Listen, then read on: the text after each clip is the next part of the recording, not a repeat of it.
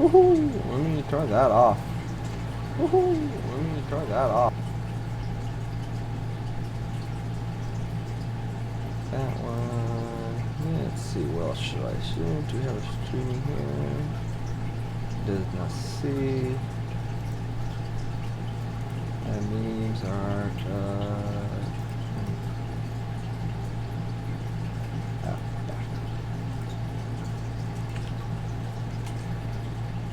just tossing my stuff out. Wee.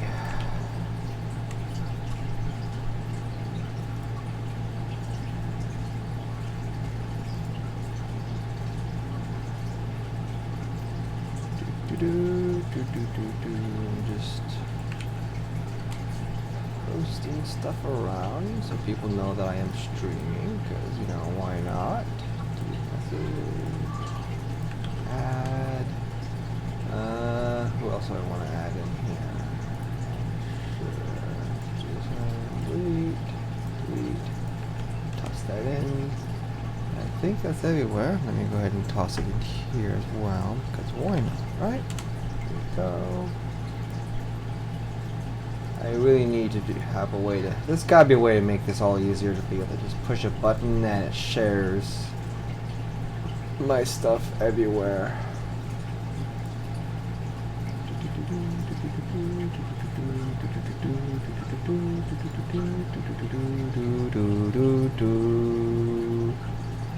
There we go.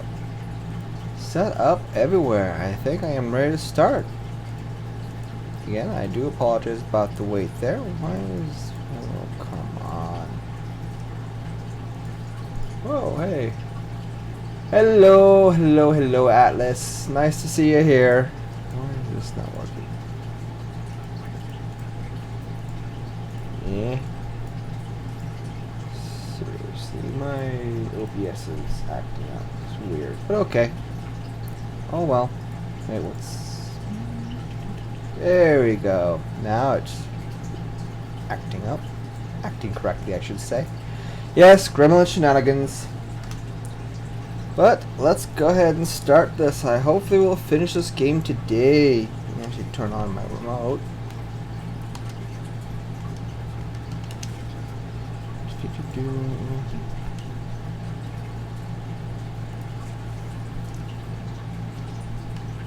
Oh.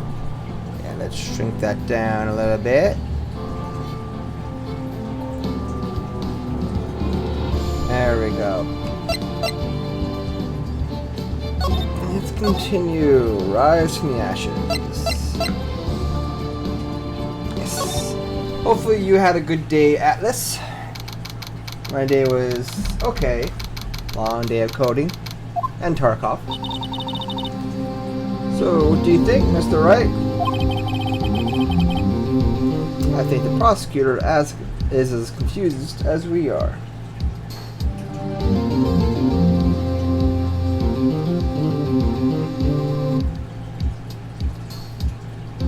Just checking something here. There we go. Oh, sorry to hear that. Hopefully it'll get better than here this evening. And hey, it's Friday, which means the weekend. Yay! That's all. The victim was murdered in 2 different places at the same time.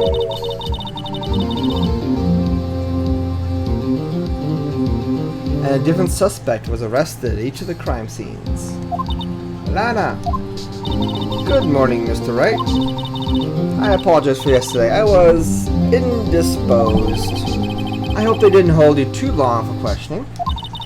We just finished, actually. I'm used to all-nighters, though. So how'd it go? It says Mr. Wright suspects. The police are clueless. I figured as much, so I struck a plea bargain. A plea bargain? What did you mean by that? We agreed that if I told them the truth behind the simultaneous murder, they wouldn't seek capital punishment. That's what I mean, Emma. But Lana, don't tell me you... Much to my regret, I'm as much in the dark about this as they are. Miss Sky? We've found trace evidence of a certain person in the police department's evidence room. They belong to Officer Jake Marshall. What kind of trace evidence? Blood-stained fingerprints, to be exact. That's the trump card I have up my sleeve today. You do understand what this means, don't you? In order to defend my sister, you're gonna have to accuse Mr. Marshall. We have to play the cards we'll dealt with. Isn't that right, Miss Sky? Do what you have to do, Mr. Right?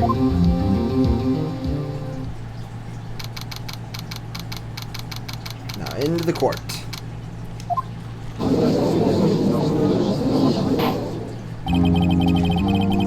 So thirsty. The court is now in session for the trial of Miss Lana Sky. The defense is ready, Your Honor. The prosecution is... I'm afraid you have to clarify.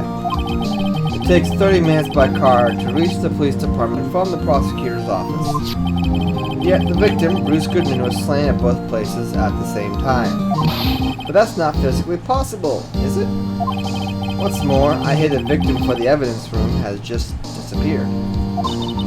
Yes, and the body eventually reappeared in the trunk of Mr. Edwards' car. Wow, this is one messed up trial.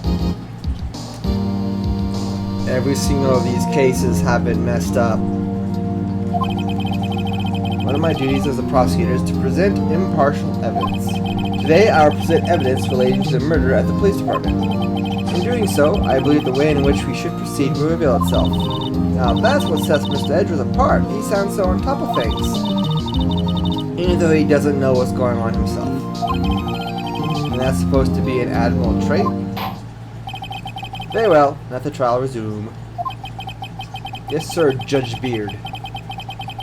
The crime, what exactly transpired at the police department? Mr. Edwards, you may call your first witness of the day to the stand. For the first witness, the prosecutor calls the suspect of the murder that occurred at the police department. The suspect? I mean the so-called murderer. Oh no. Oh no. Oh no, no, no, no. Meekins. Will the witness please state his name and occupation? And let me guess, he does not. Yes, sir. Oh, wow, he did. I'm shocked. My occupation is, that would be murderer, sir. So you're telling us you're a professional killer? Sir, it was me, sir. I'm the one who did it. I'll never kill anyone again. Oh, God, no. Yeah, please, sir. Drop that megaphone. Sir, for the younger generation, sir. A person whose actions adults can't possibly comprehend. Please, Ms. Edwards, sir. Help me, sir. The judge is begging for help. Officer Meekins. Yes, sir. Give us a report of the crime. Consider that in order. Yes, sir. As you wish. After all, I am part of a generation that must be told what to do, sir. Wow. You can't fault me for a lack of enthusiasm.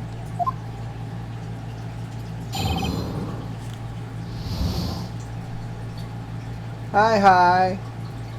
Hello there. I'm not sure how to pronounce that. Toex. But hello, hello. Crime report. Though it's not my normal duty, I was assigned to guard the evidence room that day. I spotted a suspicious man on the security screen and rushed into the room. I'm only doing what I was trained to do, sir. I was suddenly attacked. Okay. I fought for my life, then I did it. After that, I passed out, until another officer smacked me awake.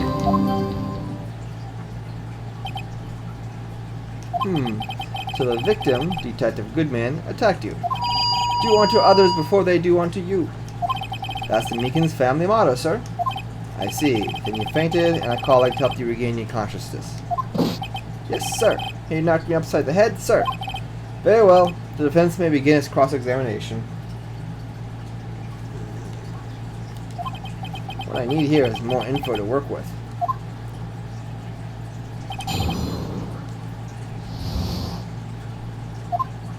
Although it's not my normal duty, I have to sign the guard the evidence room. Mr. Meekins.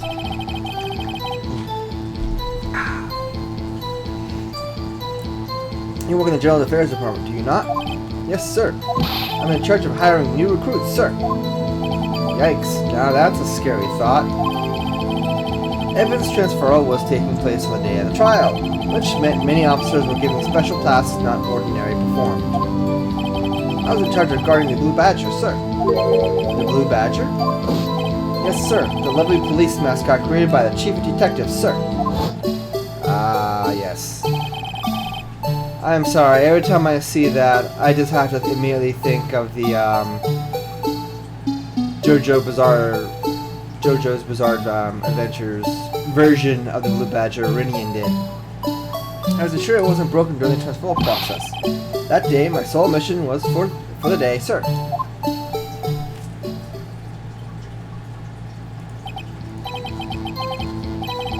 Sounds like a very, important mission. After the award ceremony finished that day, there were so many people running around that I relocated the Blue Badger to the evidence room. Oh, so that's why you went to the evidence room.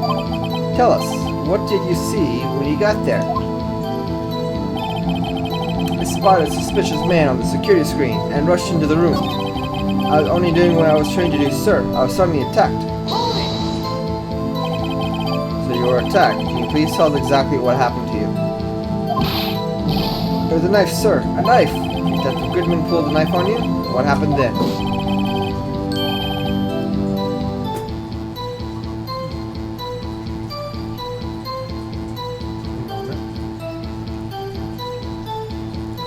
Well, with me charging in on him like that, he looked as surprised as I was. You aren't exactly the kind of person someone would want to run into. That's when I reacted, sir. I swung my arms like an octopus, struggling to detain him. That's how I got this gash on my hand. Maybe if you just kept your cool, your hand wouldn't be... When I saw the blood trickling down my arm, I panicked. I grabbed the man by his collar. I fought for my life, then I did it.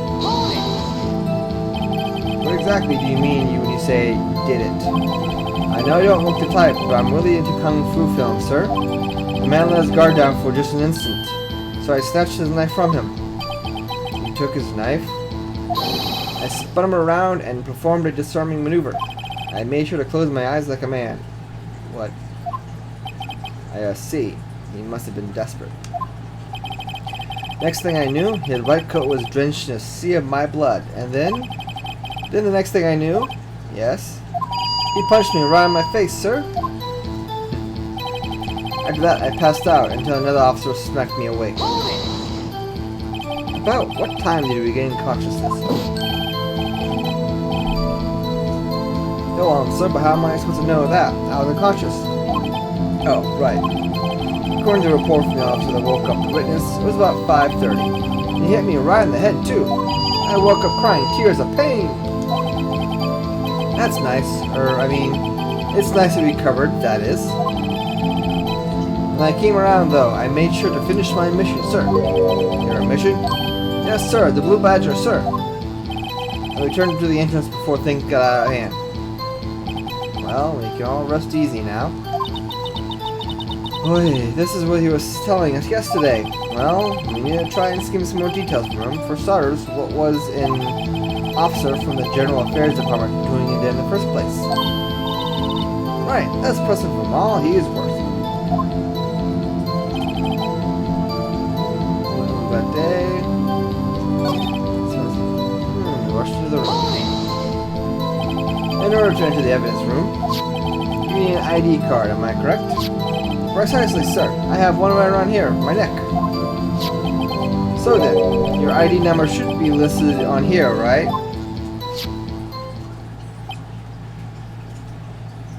I get a feeling... There it is! I found it! This is the one right here. Could you please read us the number? Is it All sevens? Oh, wow, no. 498. That's my number, sir. I see. Huh. But the number 4989596 used twice. Oh, Mikey Games, Mikey Games. Please explain, witness. Yeah, it's no real mystery, sir. The first time is when I relocated the blue badge in the evidence room. And the second time is when I went to go get him after everything settled down. I see. So it was during that second time when... Yes, sir. That was when I spotted the man on the security screen.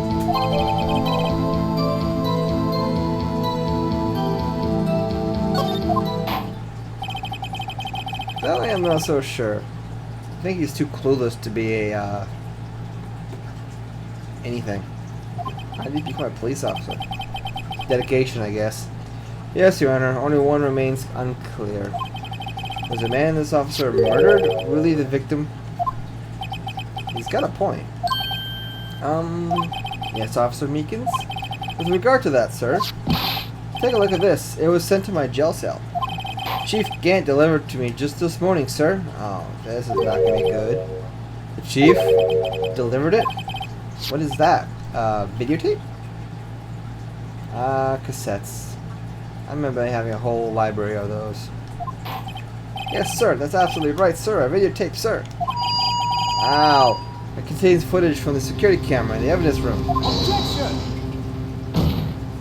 What? But I specifically asked if there was such a tape. I was told I had been mistakenly erased. It's quite a mistake.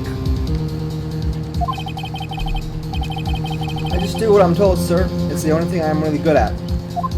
I'm not surprised. Looks like communication with the police department is good as ever. Well then, let's have a look.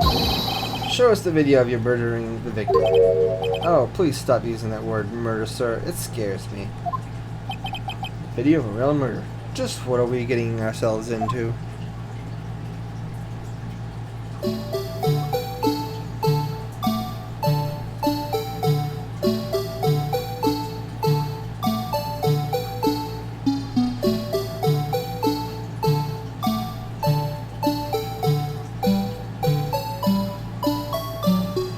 This is interesting.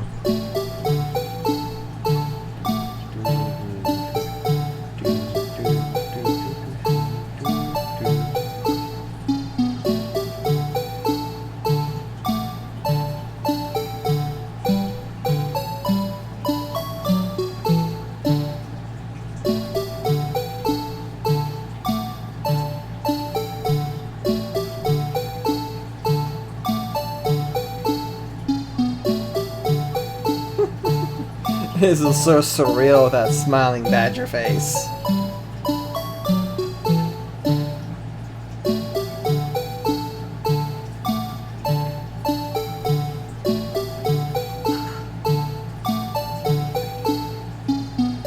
Well, I don't see the guy exiting out of here. That's weird.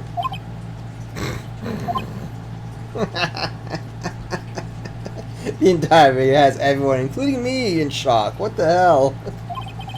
Well, I believe we're all thinking the same thing. Yes. WTF. How can we deal with these unsettling feelings stirred within us? What the hell was that? What the hell was that wiggly piece of plywood? Sir, that is the pride and joy of the entire Criminal Affairs Department, sir. It is the Blue Badger. Now, I'm tempted, but I'm not going to do it right now. Hopefully I'll forget to later on. Curious if there's anything on E61 on this guy. The Blue Badger. Yes, well, anyway. This tape seems to prove that the witnesses indeed encountered, someone in the evidence room, and some sort of activity did take place. Your Honor, instead of relying on clearly incomplete footage, the witness's testimony will suffice. Is that alright with you, Officer Meekins?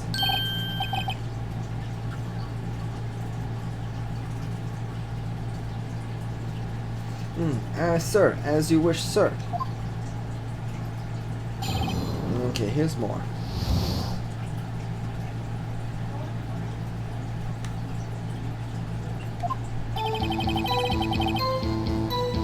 His face can't be clearly seen in the video, but there's no question that the other person was Detective Goodman, sir.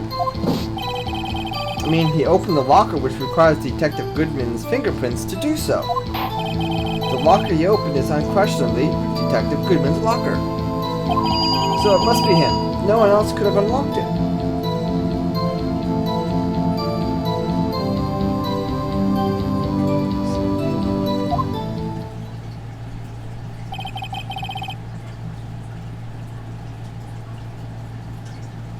Wait, what's this about a fingerprint?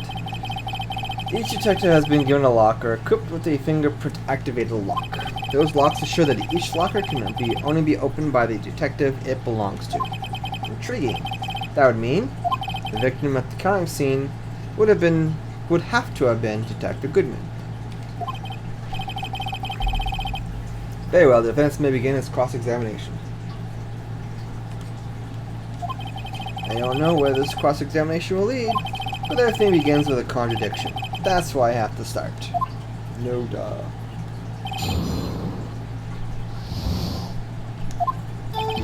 His face can't be clearly seen in the video, but there's no question that the other person was Detective Goodman.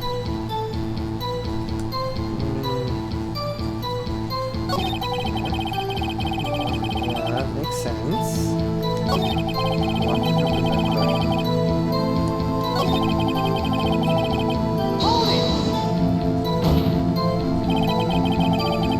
However, the most important detail is not shown on this video. The man's face. Sir? If I may say something, sir. Please do. After all, you are the one being examined. I don't understand why the man's face is so important in this case, sir. I mean, it was his hand that opened the fingerprint lock, and it was his hand that tried to thrust his knife into my body, sir. My unsettled state can testify enough, sir.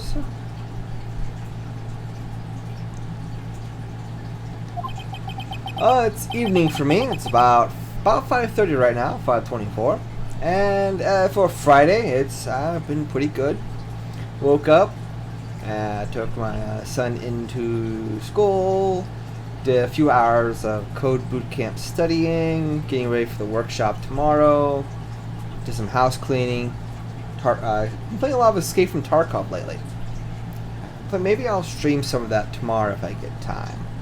And then I went to the gym, and then after the gym, here I am. Thanks for asking, though. Yes, you have a point. The footage does not lie. That is, unless the defense can find a problem with it. Yes, I can. I can find a problem with it. Recording the video contained in this tape.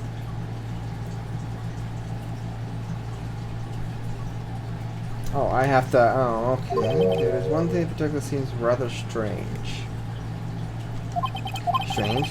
This contradiction leads to the possibility that the man may not have been Detective Goodman. What? This video contains such a contradiction? Interesting, Your Honor. I have a proposal. Yes, Mr. Edgeworth?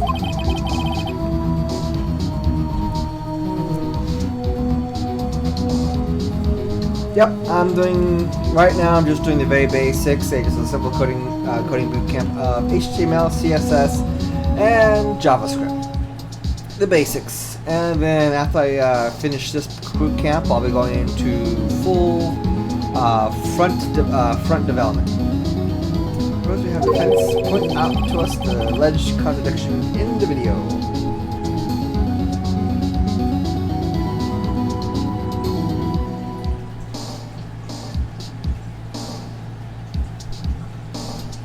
Okay. You would want me to point it out? Okay. Very well. Pose accepted. Let us further inspect this piece of evidence.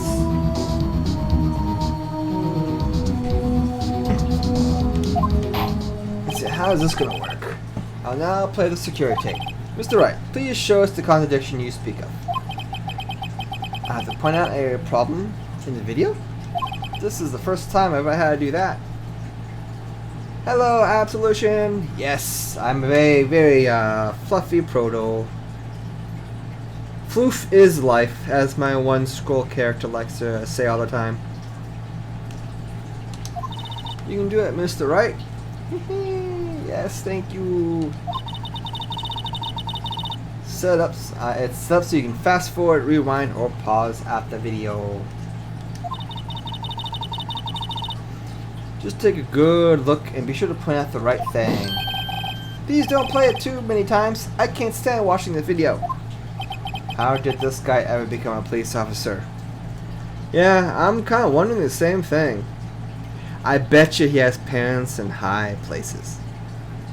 Or he's just really, really lucky. You know, like Phoenix. How did Phoenix ever become a lawyer? Now then, Mr. Wright, please enlighten us.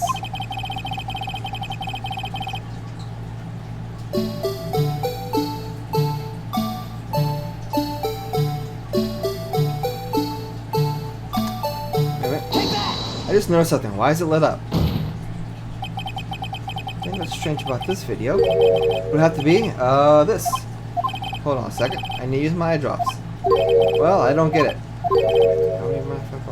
Oh, I need to pause it first? Okay. Should think this through again. Now, what do I do? I saw something. I mean, how does this work? Someone gets hurt. Says the one pointing his finger at us. Okay. Right, please show us the contradiction you speak of. I have to point out a problem in the video. Okay, we read this already. Come on.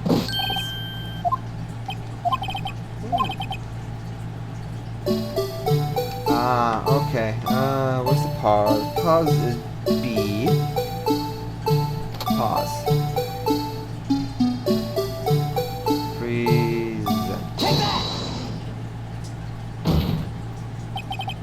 The thing that's strange about this video has got to be this. Azomikins. Sir, do you mean me, sir?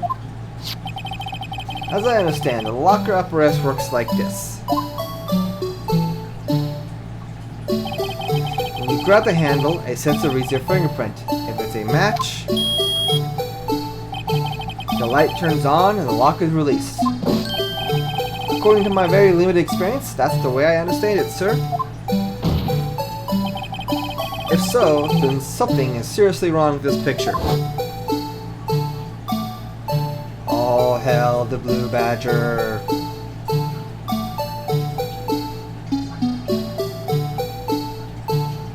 It stares into your soul. Are you watching the whole video again? Seriously, the Blue Badger kind of reminds me of, what was that video game that released not too long ago, I think a year or two ago, and it was a black and white cartoon character. It was a horror game. I don't really pay much attention to horror games all that much, they're not my forte, but I remember this one. I can't remember the name of it. Anyway, moving along, the victim reaches for the handle to open the locker. Let's rewind a little earlier.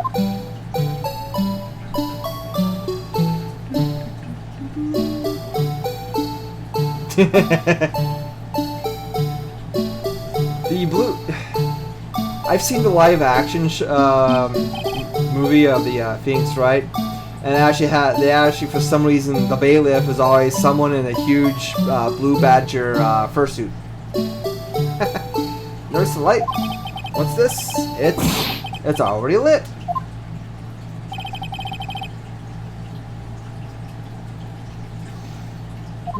The locker was already open before the victim grabbed the handle. Oh!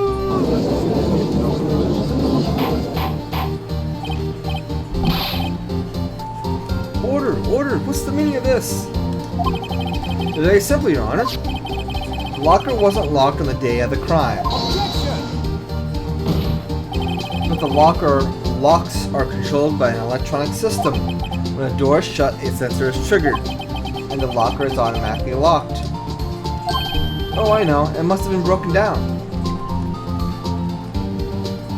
A Blue Badger theme? I hope you mean in-game and not in real life, Minion? I sure hope so.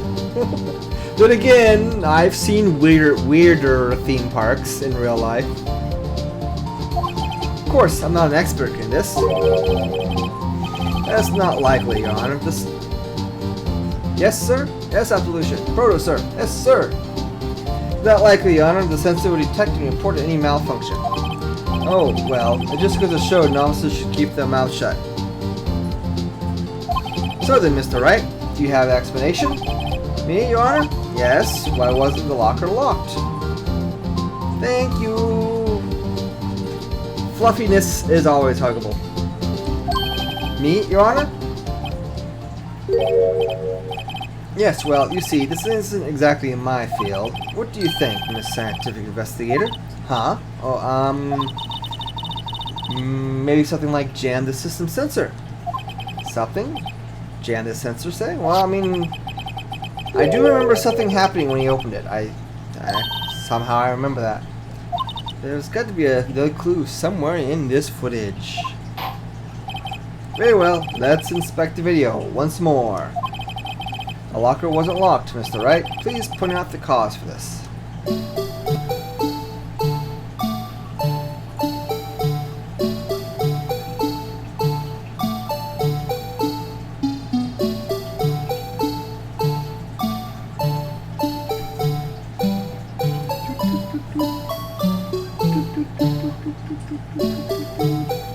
Blue Badger will eat your soul.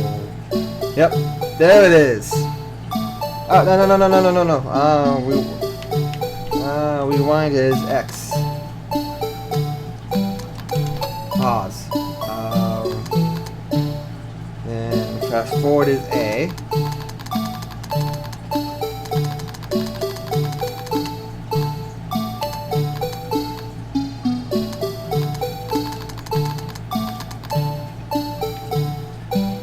Bingo. Please watch closely. This is the continuation of the part I showed you earlier. No paper glove, which we actually found in the crime scene when we were there earlier. A rubber glove.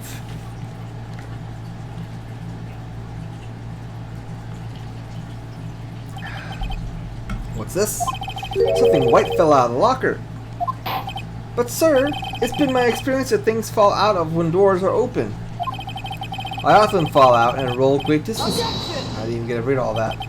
We can't be sure. That item was completely inside the locker to begin with. What do you mean? The sensor triggers the lock when the door is shut. What if something was inserted, say, between the sensor and the door? Inserted? Why do we have to keep watching this?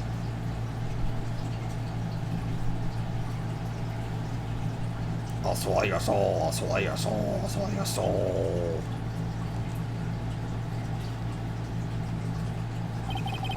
The right thing was inside the locker. It was stuck between the door and the sensor. Yeah, the way how fast it was falling was easy to tell. I remember the glove from earlier. It's like my tie. 2 out of 3 times it gets stuck in the door when I get out of my patrol vehicle. What? How? Instead of the door closing, my tie chokes me.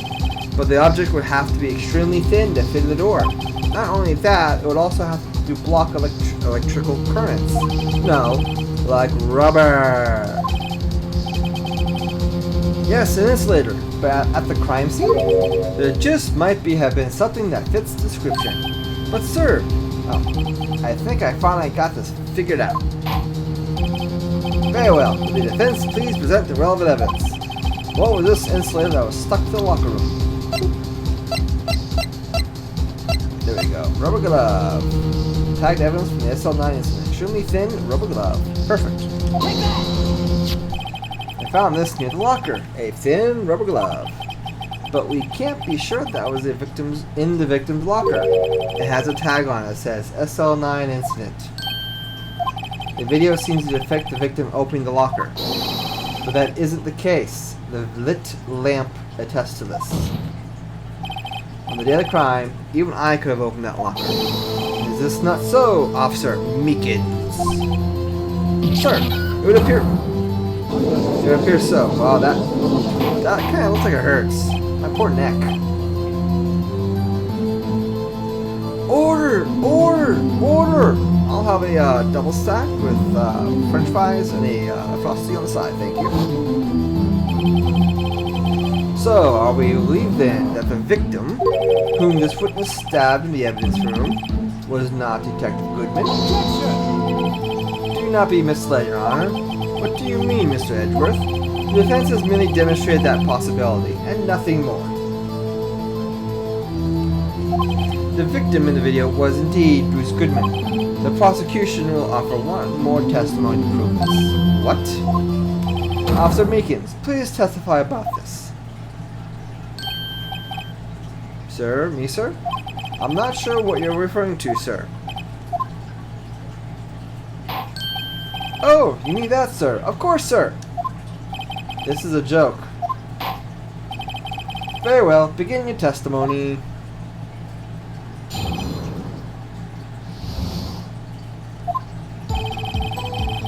There's one other thing that proves the man was Detective Goodman, sir. To enter the evidence room, one must use their ID. When an ID card is used, there's a record of it. At the time of the crime, the detective had used his card. An ID card record, let's see. I have the ID card record right here, Your Honor.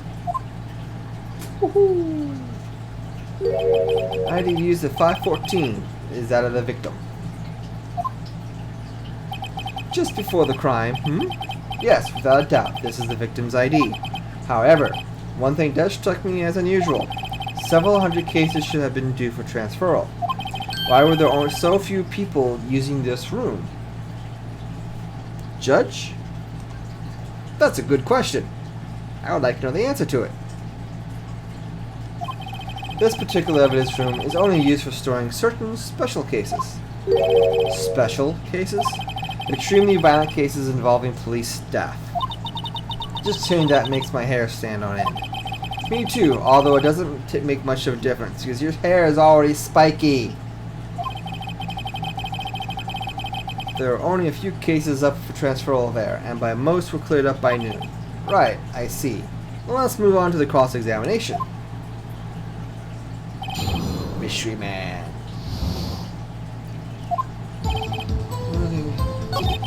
Okay. Oh, crap, I didn't mean to click that one. Yes, sir. This card right next to my cuff, sir. So keep it here so I won't ever forget it. But what if someone were to steal it from you, keeping it open like that? Maybe I shouldn't wear it around my neck. Remember when I said 2 out of 3 times my tie gets stuck when I get out of the car? Let me guess, the 3rd time it's the badge? Well, the remaining times my ID gets stuck in the badge.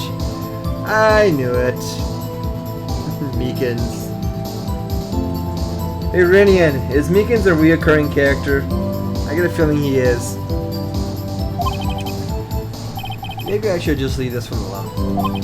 At any rate, each police officer only has one ID card. Both the police department and the prosecutor's office can attest to this. Please proceed with your testimony.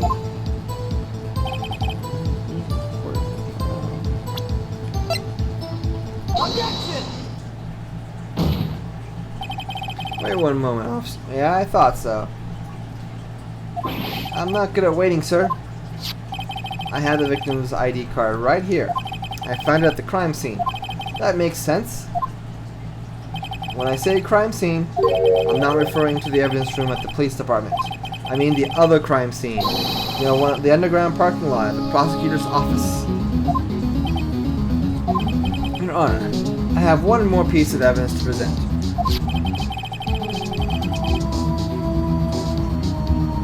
It's a very important clue regarding the victim's ID card. Lost item report. It's only half complete, but it shows that Detective Goodman had lost something on the day of the crime. Something important enough to fill out this report. Let me guess. You believe this something is his ID, right? I can't say for sure, but there is high probability. On the day of the crime, Detective Goodman was not carrying his card. Irinian, Meekins, is he in all the games or just a few of them that you've played so far? I'm just curious. It can only mean one thing. It doesn't even require much thought. The man Officer Meekins encountered in the evidence room It was not Detective Goodman, but rather the man who stole his ID card. Order! Order! Order! Does the prosecution have a response? I have only one thing to say to the defense. Bravo, Mr. Wright. Bravo. Allow me to summarize the defense's argument.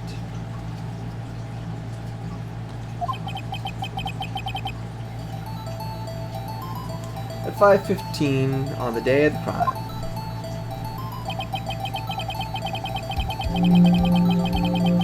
Okay. The man in the evidence room, Officer Meekins encounter, was not Detective Goodman. There are two grounds to support this. First, the lock in the evidence room is already unlocked. Second, the victim lost his ID card. Am I correct so far, Mr. Wright?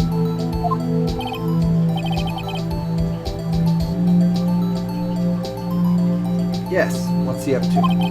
That being the case, we must inevitably arrive at a single conclusion. If the victim in this video is a fake, then the murder in the evidence room is also a fake. In other words, the security camera does not show the instant of the murder. That is, well, I guess that's right. Is something wrong, Mr. Wright? Only moments ago, you seemed content to be pointing a finger around, like you are now. This isn't going to end well. Gotcha, Iridian. Gotcha. Well, it seems you finally realized exactly what you've gone to such lengths to prove. Explain yourself, Mr. Edgeworth. The defense has already done the explaining for me. The victim in this video is a fake, which means a murder did not take place at the police department at 5:15 on the day of the crime. So the real crime could only take place at one location, an underground parking lot. At the prosecutor's office, the murder being Miss Lana Skye, the defendant. The evidence is compelling, a trustworthy evidence. Observe the moment the defendant used the murder weapon.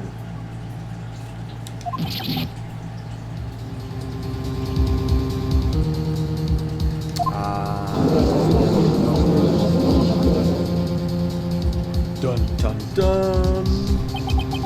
I knew that testimony was way too shabby. It was all a trap from the beginning. The activity in the evidence room still leaves many questions unanswered. Who exactly was the victim Officer Meekins encountered? And where did this person disappear to? However, this trial's purpose is to examine only the murder of Detective Goodman. Just so, Your Honor.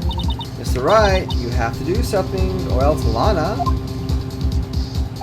What do I do? How am I supposed to get out of myself? Object. Objection!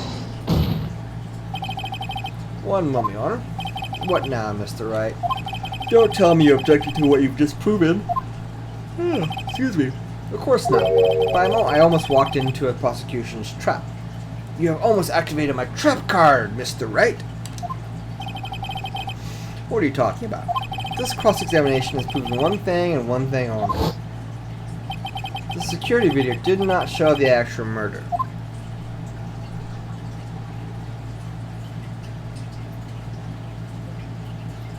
Okay.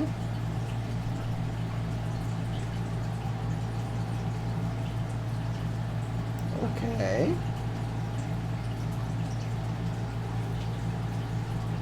Okay. Do we need to see the whole thing? No. However, it cannot be said that it is unrelated to the murder of the parking lot.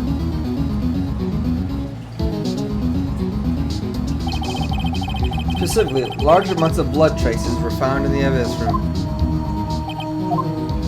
The defense demands further examination into the truth of the matter. Mr. Edgeworth. Yes, Your Honor?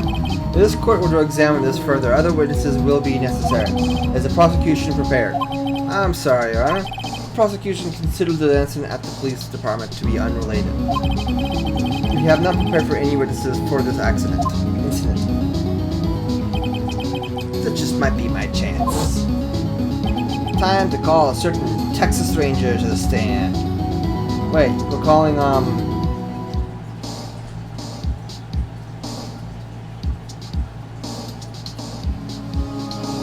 No? I'm having a brain fart. I can't believe I remember the famous Texas Walker. What's the actor's name? I can't believe my brain is completely dead. Oh well. Wow, I can't believe I can't remember his name. Right, do you mean? Your Honor, the defense would like to request a specific witness. Oh, whom do you have in mind? Someone we have reasons to believe who knows the truth. The truth behind the activities that took place in the evidence room. The prosecution requests to hear the person's name before deciding whether or not to comply. Very well then, Mr. Wright. This person is whom you would like to testify. What is his or her name? Take that! Oops. Officer Jake Marshall.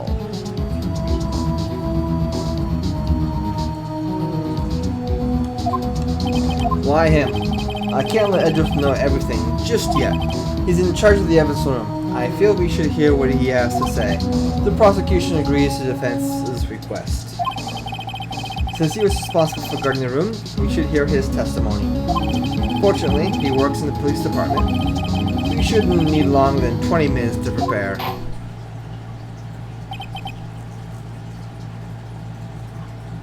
Very well. The court will take a 30-minute recess while the witness is subpoenaed. Ooh. Will the prosecution please prepare the witness during this time? You will, Your Honor. The court is now in recess.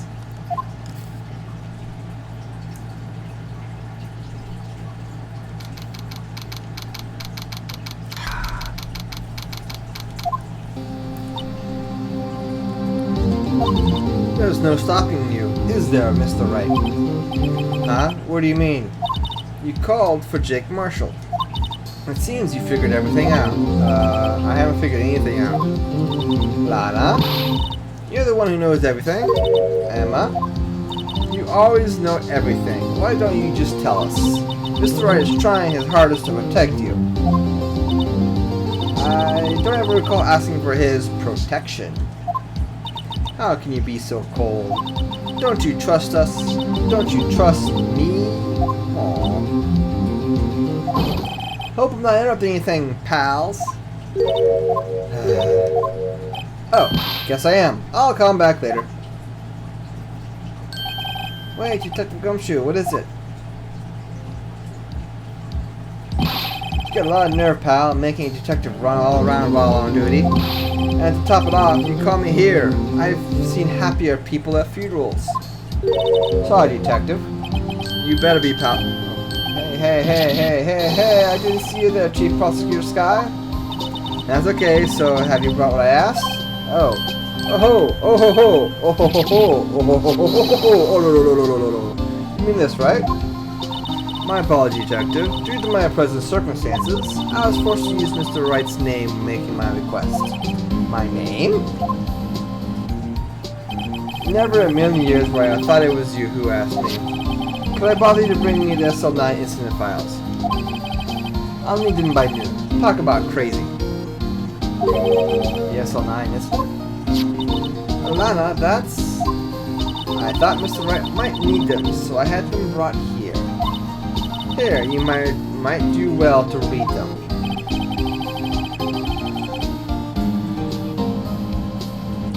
I can't believe you. The chief prosecutor were a witness in that case? Miss Sky was a witness?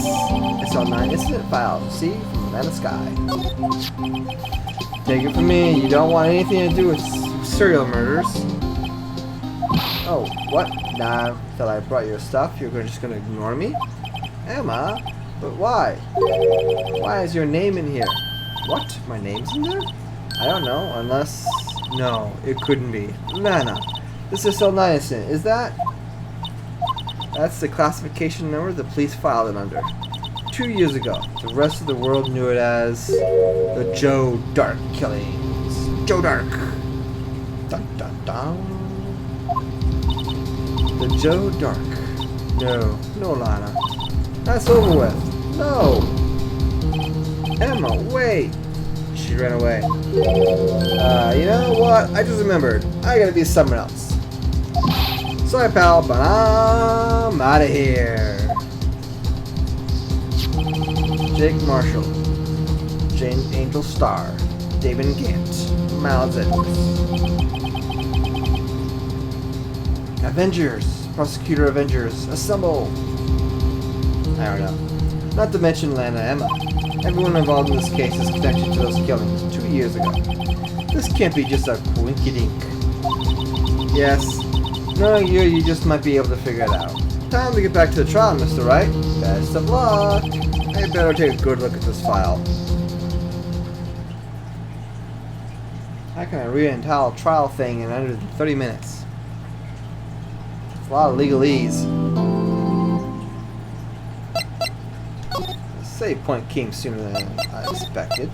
I'm not complaining. It's always good to have more save points. Hope everyone's enjoying the show so far. Watch me fumbling and reading and reading. The court will now reconvene for the trial of Miss Lana Skye.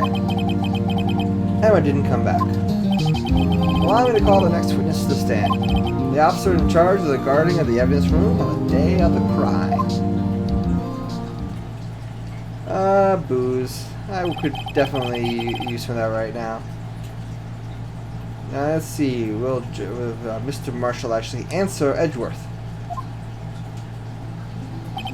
Me, partner? Oh, I'm just a man. Same as you.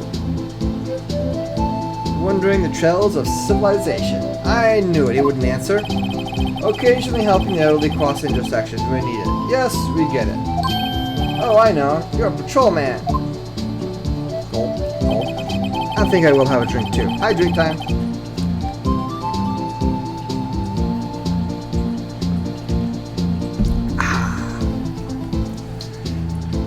As for my name, if you're listening hard enough, you can hear the howling wind calling it out. To be exact, it's Jake Marshall, Your Honor. Howling wind? I never heard Edgeworth described that way. Now, Mr. Marshall, let me ask you something. You were in charge of guarding the evidence room the day of the crime took place. Well, I'm glad you're enjoying the show there. Is this correct? According to the papers, partner? What do you mean? Desperado's soul is as boundless as the desert sands. No paper can sum it up.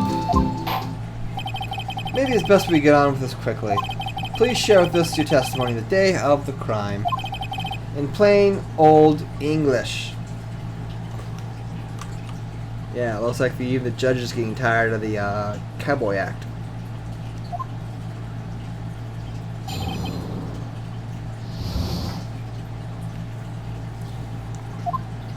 My job was to keep a wary eye on the bone Oak Ridge. They said I was supposed to make rounds 3 times a day, but they ain't my style. Besides, the room's protected by 2 security systems anyway. If I remember right, I was at the street side saloon at the time it went down. I'm just an innocent traveling man, so if you're out of ammo, it's time to hit the trail.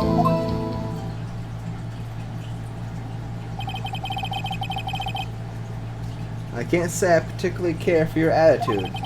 Can't say I care for your beard. But you don't seem to complaining. Hey now, don't disrespect the beard. That's the judge's whole personality, his beard. All hail the Judge Beard. Judge Dredd has nothing on Judge Beard. Okay, I'm moving along now. Wait a minute. What do you mean by 2 security systems? I mean the security cameras and the ID card reader. I reckon even a cowpoke like you knows about those. Yes, well, what about the fingerprint activated locks on the evidence lockers? Fingerprints activated locks? What kind of newfangled doohickeys are those? He's not being very helpful. He's not that good with machines, or with following orders. Everyone's got their weaknesses, now don't they, Mr. Prosecutor? This one seems like trouble. Okay, Mr. Wright, he's all yours. I don't want him. Give a cry. My job was to keep a rare eye on that bone orchard. They say I was supposed to make rounds 3 times a day. If I remember right, Allison. Then why are your prints all over the room?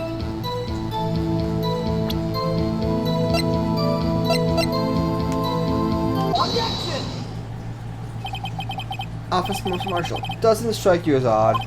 That is, you being called in to testify like this. After all, you weren't in the security room at the time of the crime, and yet you dragged me down here. Explain yourself, partner. It's quite simple. You left a very large trail behind at the scene. Or to be exact, a handprint. Listen, real good partner.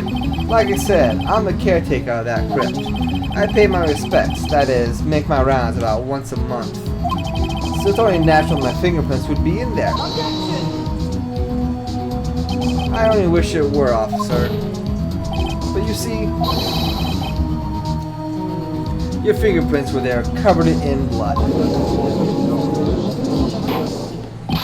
Witness, what's the meaning of this? Your blood-stained fingerprints were at the crime scene? The blood was wiped away. However, a luminol test clearly revealed this. Well, Officer Marshal, it seems to me there ain't a person in this room with a head on his shoulders. You know that includes yourself, right? I take it you have an explanation then, Officer Marshal. About the blood-stained fingerprints? Very well, you may begin your testimony about your fingerprints. Found at the scene of the crime. Blood-stained fingerprints. Like I said, it's only natural for my fingerprints to be in that evidence room. One of them just happened to be at the same place as the blood-stained handprint. The murderer touched the locker where my fingerprint was by chance. The bloodstain and the fingerprint are completely unrelated.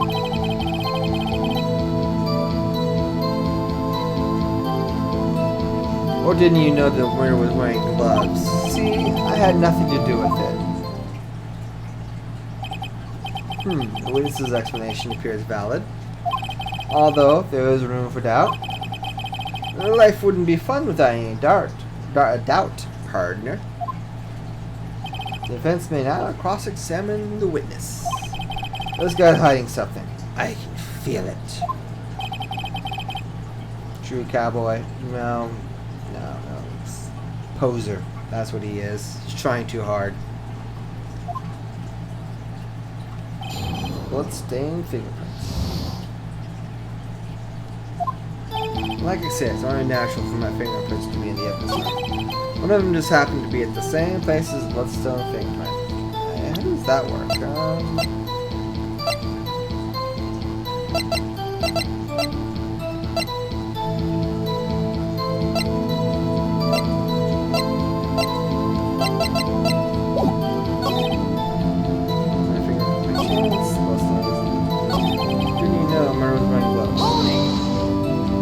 How do you know that? I may be a learner, but I still do my job. I keep up on the reports. There was a blood stain at the scene, thought to be left by the murderer. That's right. Yep. It was found on Detective Gumshoe's locker. However, no fingerprints were detected on that handprint.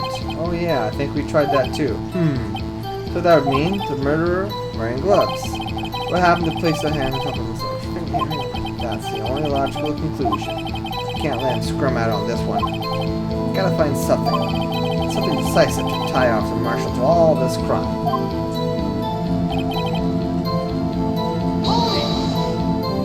That's because you, how do you put it, pay your respects once a month?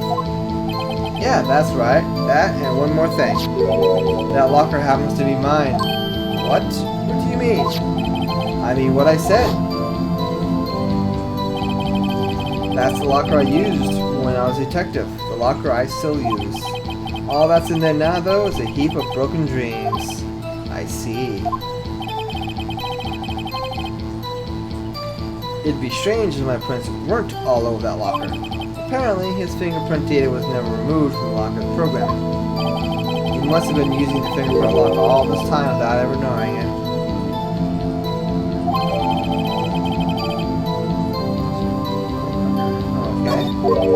Are you starting to get the picture, partner?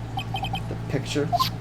This seal of blood in the desert is just food for the buzzards.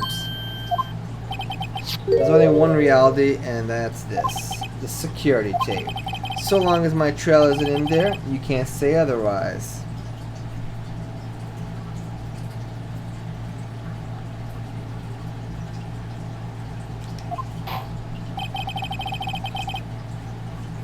Easy, Mr. Wright. Please consider carefully where you're going with this cross-examination. Yes, you are. Now then, continue testimony.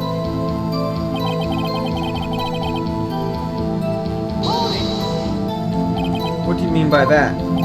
You want to tie me to this crime, isn't that right, partner?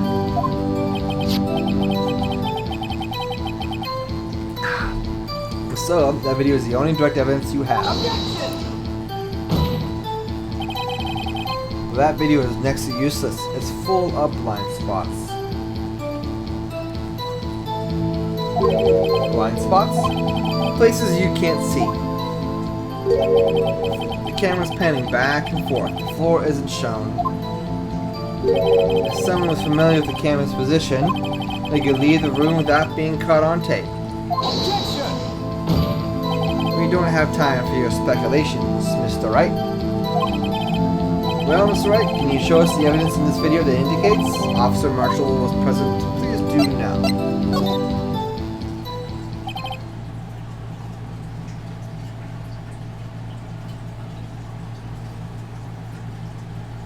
Very well. Allow me to point out your mistake, Officer Marshall. Tread carefully, Mr. Wright, or you might wind up being the one making the mistake. Now then, let's have a look at the video. Show us this now. Neighbors.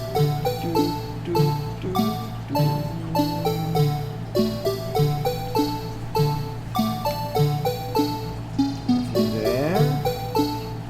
Creepy. There's him.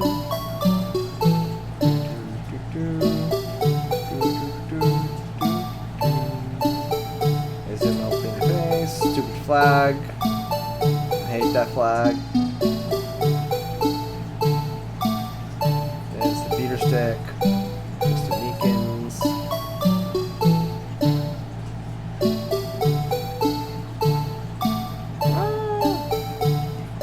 Tentacle monster.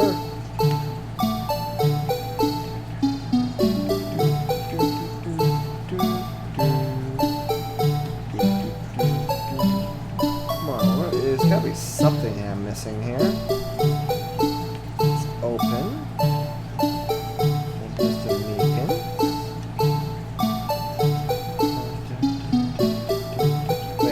That was not there. Take that! Bringing our attention back to the security camera is a mistake I'm afraid you'll soon not forget, Officer Marshall. The days are short in Texas, and so are our tempers. Moving along. Could you sum up what you have to say in 8 words or less? Very well. You can clearly be seen in this video. 1, 2, 3, 4, 5, 6, 7, 8. Exactly 8. Good job, Phoenix. Good job. Exactly 8 words. Not bad, partner. The key lies in certain lockers shown in the video. There you go. The locker with the white cloth sticking out. That was the witnesses, I believe.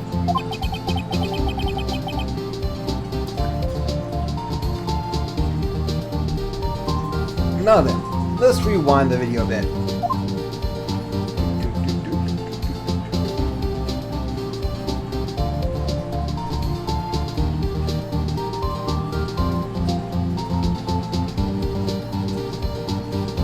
And here we go.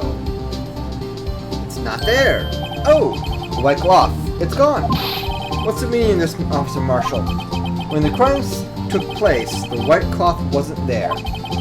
Then it suddenly appeared. There's only one explanation. Officer Marshall, you were in the evidence room at the time of the crime. What's more, you opened your locker when the camera was turned away. Order, order. It would seem that they hold your horses. Sorry, partner, but you got the wrong man. What if my locker was opened? That doesn't mean I'm the one who opened it. The murderer needed to hide something, so he opened the locker and stuck it in. You're an idiot.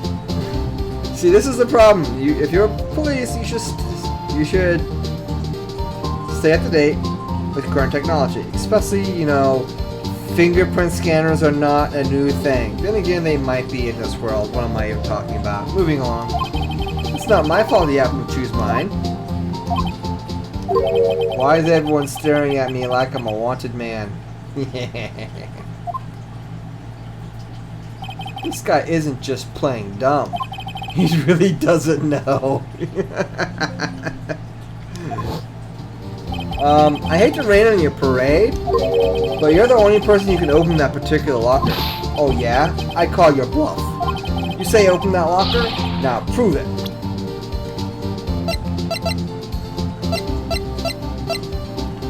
Oh, there you go. Fingerprint sensor. We talked about this earlier today. If he's a cowboy, he's one of those cowboys who just, you know, don't like anything new at all and just ignore everything new. The lockers can only be opened by the detectives they belong to. What kind of crazy talk is this? Well, Detective Gumshoe did mention something about this. In any case, the locks aren't that obvious. There are even some people on the force that don't know about the fingerprint locks. So, Sheriff, what do you have to say in 8 words or less? Right back at ya.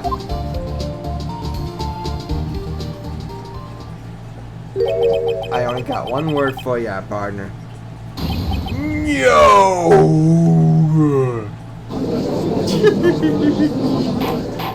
That's 1 word. Oopsie. Witness, explain yourself. I really don't think you can. If this is a joke, it's the worst I've ever heard. I assure you this is no joke, Officer Marshall. Now then, please tell us what were you doing in the evidence room at the time of the crime? Ole! Wait, ole? What? Huh? What? What is he now? A bullfighter?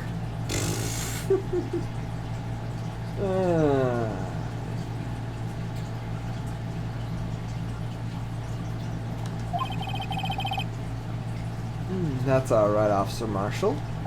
I believe we can figure the rest out from here. We can? Have a look at these floor plans. There was no place for someone to hide in the evidence room. Yet, Officer Meekins didn't see Officer Marshall. If that's so, then where was the witness? It seems Mr. Wright has an answer. That's right, the only possible conclusion. Well then, let's hear it. Where was Officer Marshall at the time of the crime?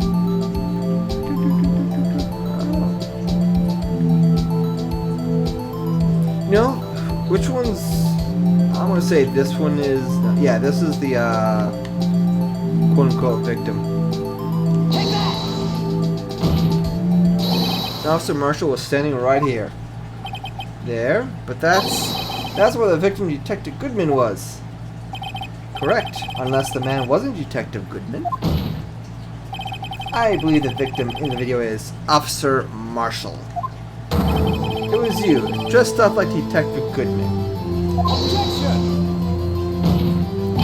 But that's preposterous. Officer Meekins witnessed the detective at the crime scene. Once he saw the man's face, he'd known for sure. Objection! May I point out to you that Officer Meekins did not know Detective Goodman? He also testified about the man's reaction when confronted. When I entered the evidence room, I asked him to show his card, sir. Yes, and how did Detective Goodman respond? He suddenly pulled out a knife on me. Something about the officer's story puzzled me. If the man had his ID card, why didn't he just show it? Because the pictures wouldn't match. Duh. Yes, he would have needed it to enter the evidence room, so he must have been carrying it. The answer is simple. He couldn't show it. As you can see, Detective Goodman's picture is on this ID. Oh, I get it. If he showed that, his cover would have been blown. Officer Meekins would have realized the man wasn't Detective Goodman. Do you have anything to say to this, Officer Marshall?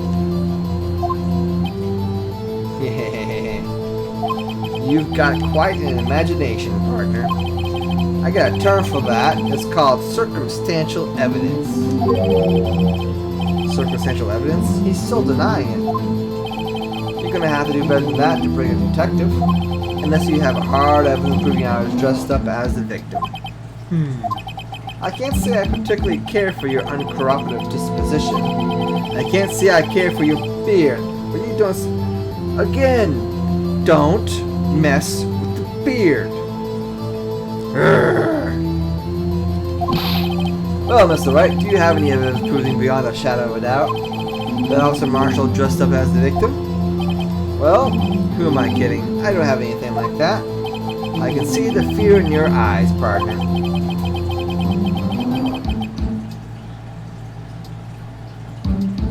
Seems you're the one who couldn't take the desert heat.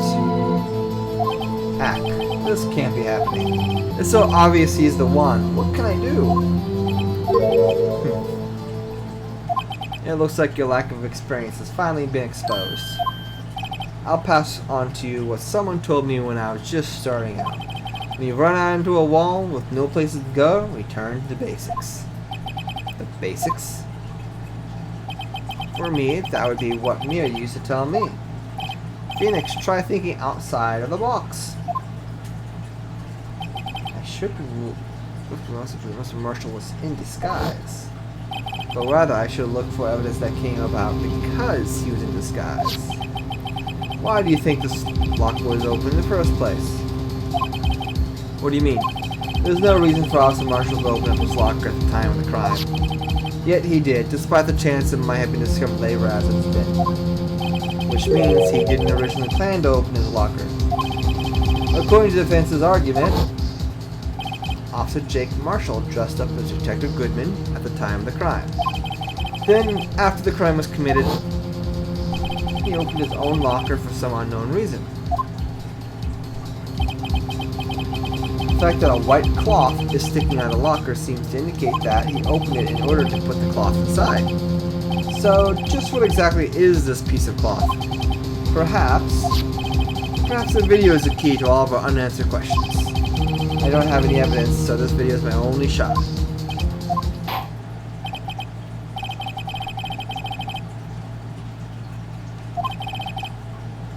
I mean, I already know what it is. Can we just skip to it? Where's the fast forward button? There's the fast forward button.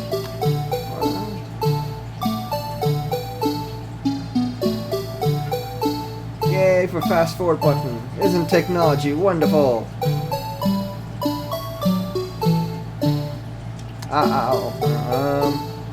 Rewind.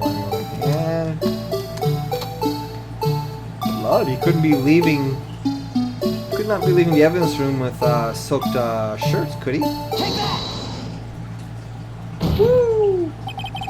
For some reason, he disguised himself as Detective Goodman and entered the evidence room. Though I don't know what to end yet. However, something unexpected happened. Officer Meekins barged in on you. When asked to show your ID card, you pulled a knife on him. However, Officer Meekins panicked, and the white cloth you were wearing was soiled with blood. A bloody white coat. You couldn't just walk out like that, so you hid the code in your locker. Not bad, partner.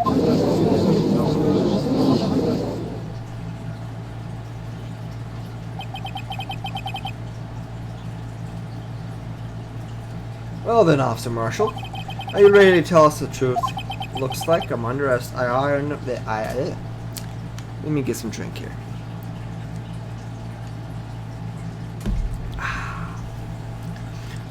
Looks like I underestimated y'all.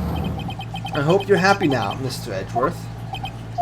2 years ago, if you were only half as persistent then as you are today, we all wouldn't have to be here now would we? Officer Marshall, tell the court what you did. All of it. Alright. It seems the time has come.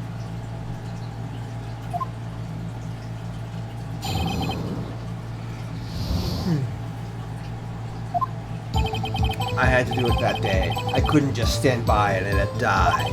I stole the detective's ID and dressed like him. I had planned to take out the evidence. I wasn't expecting Officer Meekins. I knocked him out. It managed to escape. I knew which areas wouldn't be caught on the camera. There wasn't any murder in the evidence room at 5:15. That supposed victim was really you. But there's one thing I still don't understand. Traces of a large quantity of blood were found in the floor of the evidence room. If no one was murdered, then how could that be? Officer Meekins managed to cut his own hand. My guess is he's the donor. It was way too much blood for such a small donation.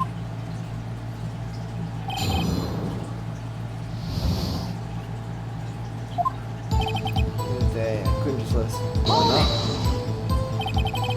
When you say it, you mean...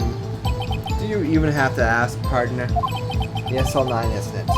2 years ago had passed since the case was closed. It was going to completely end on with the transferal that day.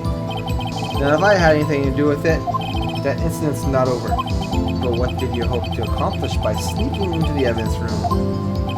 When a case is closed, only that case's lead detective can look through the evidence. I wanted to have a look at it myself one more time. No matter what the cost. I don't care what anyone says, partner. That case is mine. But Officer Marshall wasn't in charge of that investigation. Why does he care so much about it? That day was my last chance. That's why I stole the detective's ID and dressed like him. I planned to take out the evidence. Why did you disguise yourself as Detective Goodman? If I didn't make it look like Goodman was carrying out the evidence transferal, I'd be arrested for stealing evidence, which wouldn't get me anywhere. So you did it to fool the security camera. And the detective's ID card? I sold that the morning of the incident. So that really was why Goodman started filling out the lost item report. I returned his ID card. I left it on the floor in the prosecutor's office parking lot. The ID card I found was left with Officer Marshall. So essentially, you managed to succeed despite your lack of foresight. What do you mean, partner? I mean, the fingerprint activated lock, of course. No matter how well you disguise yourself, you can't change your fingerprints.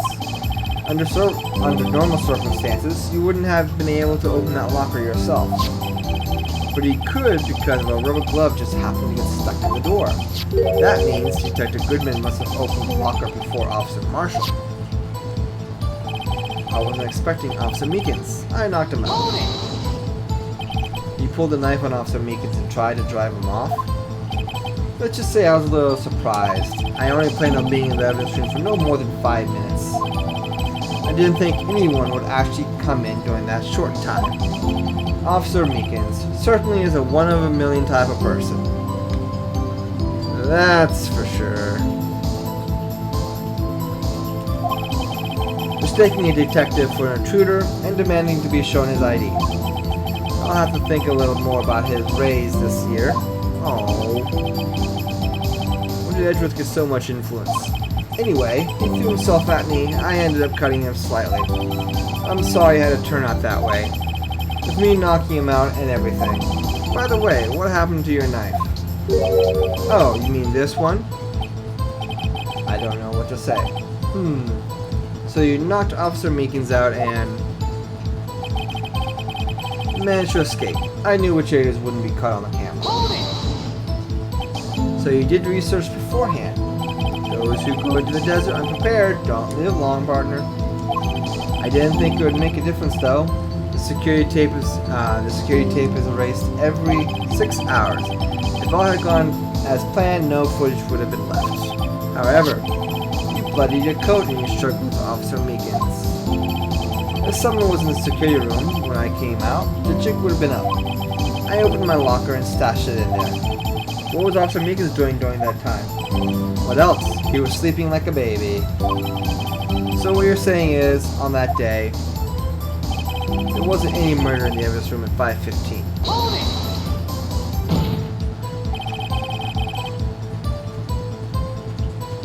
But the blood found at the scene certainly indicates a crime took place. What are you, blind? The victim shown on the tape is me, and I'm not dead yet, partner. So you just stole the evidence from the locker. Actually, no, I didn't. Why not? When I opened the locker, the evidence was already gone. What? Mr. Edgeworth, where is that evidence? It's still missing, Your Honor. Detective Goodman's locker was already empty? Someone else stole the evidence?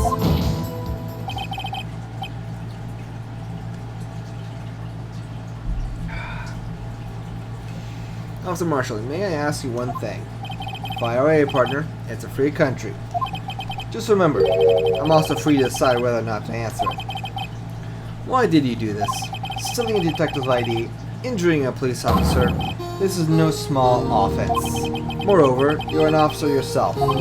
This will have serious consequences. It can't just be forgiven with a simple cut in salary. Not that salary cuts are ever a valid solution. Like I said, this isn't your case. This one's mine. And I'll do anything it takes to get an answer I'm satisfied with. The witness has an unusual amount of zeal. Let's hear more. I just can't forget the SL9. You know why? Hold it!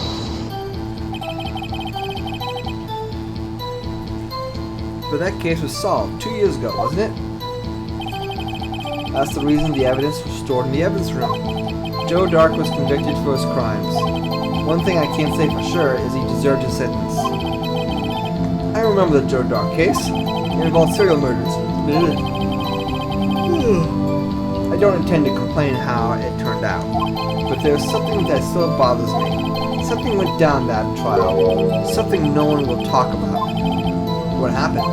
I don't know. That's what I'm trying to find out. Why is he so concerned with that incident? Maybe I should present him with what I think his real reason is. I have a feeling we wind up here sooner or later. Everyone involved here is related in some way to that case. I better take another look at the files.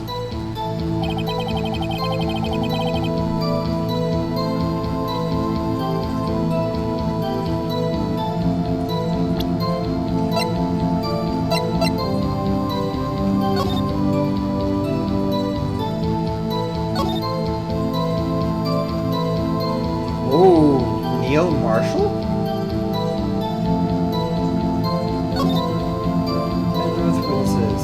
Emma Sky. Hey, Emma Sky. Hey, glad you're still here, Absolution. Executive Investigator. Demon Gant, Emma Sky. Investigator. No problem. Thanks for hanging out. I appreciate it a lot.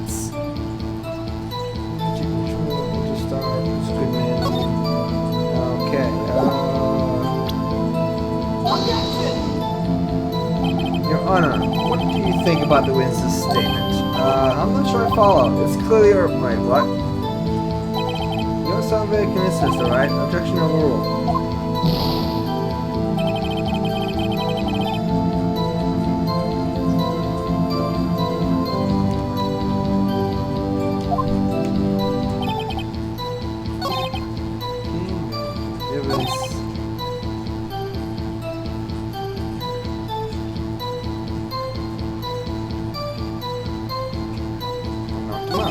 To escape. I knew which areas would be caught.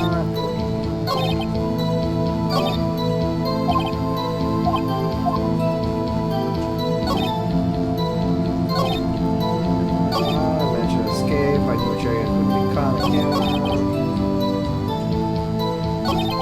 I think I know what I do. Okay.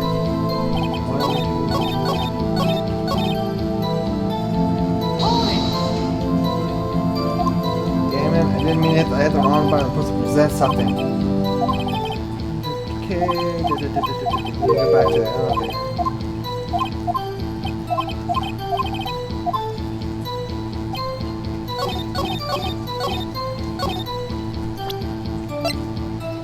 Objection! There we go. I presented at the wrong section. Mitchell, I think I understand. I think I know why you care so much about the SL9 incident. Sounds like you've been sipping too much cactus juice, partner. I don't know, if you were sipping cactus juice, he would probably be really high and probably not saying much more than babbling.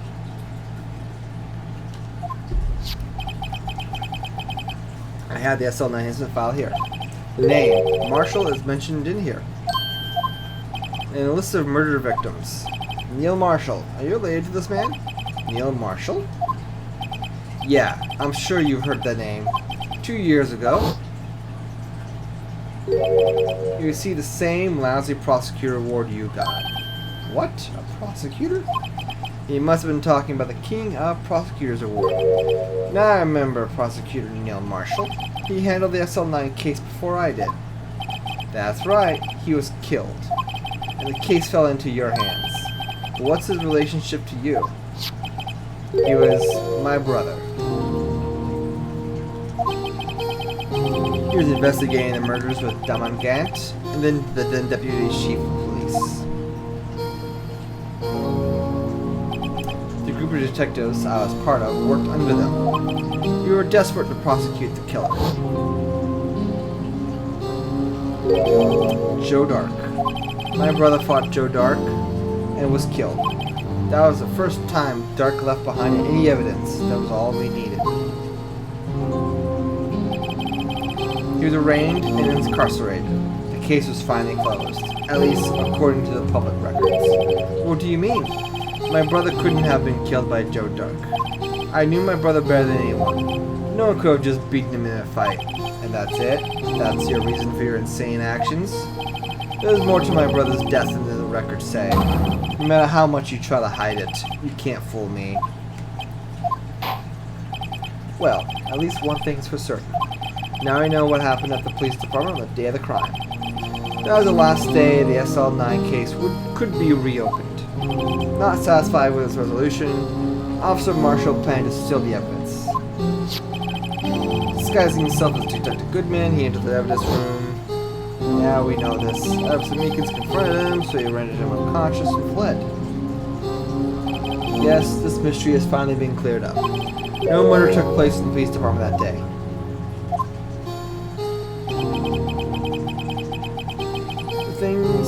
Things that happened by chance never cease to amaze.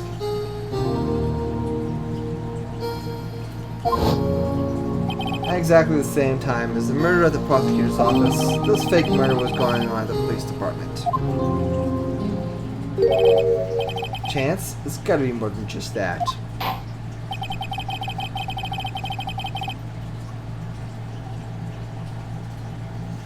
So, if no one was murdered at the police department on the day of the crime, that means the murder in the prosecutor's park plus was the real one.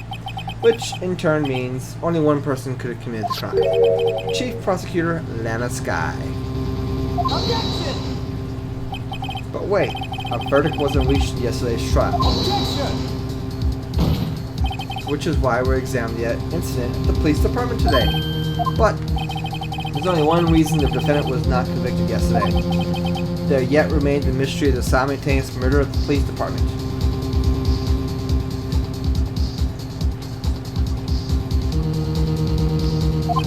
It seems to me this boy's got to draw a new partner.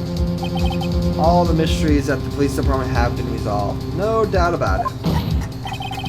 Also, a murder took place at the prosecutor's office. The only suspect is Lana Sky. And the testimony of one Miss Angel Star is completely incontestable. If you have a response, make it a single word or less. I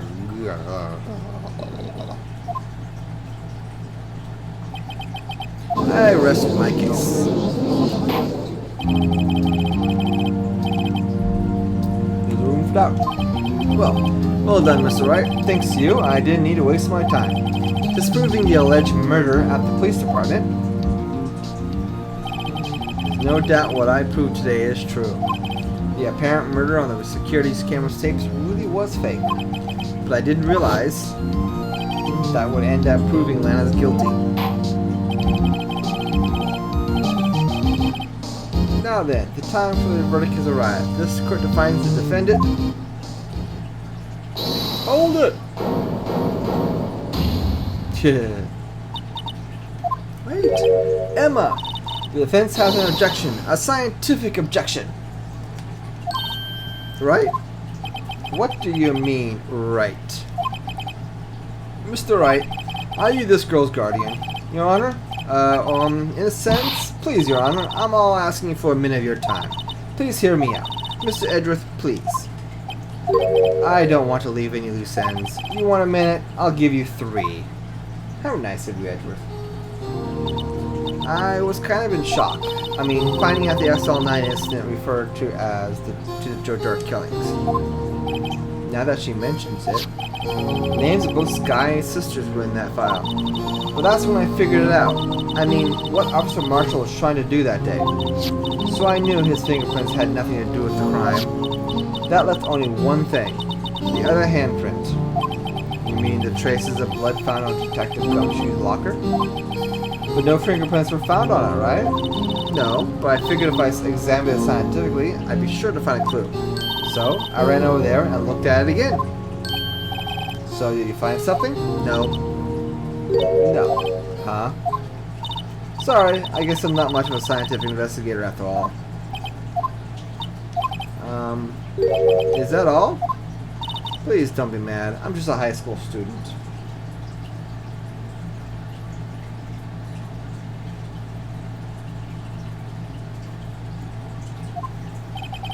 And I'm just an attorney. Uh-huh. But Mr. Wright, those traces of blood are the only clue we have. If we can't find something wrong with them, please, Mr. Wright, you're a professional. If anyone can save Lana, it's you. Me? Oh boy.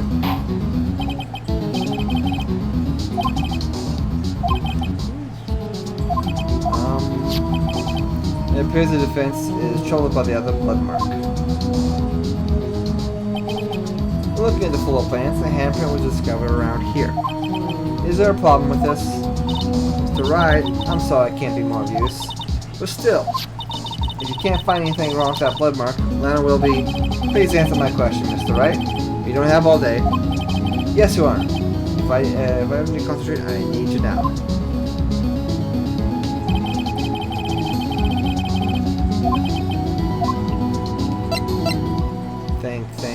Think.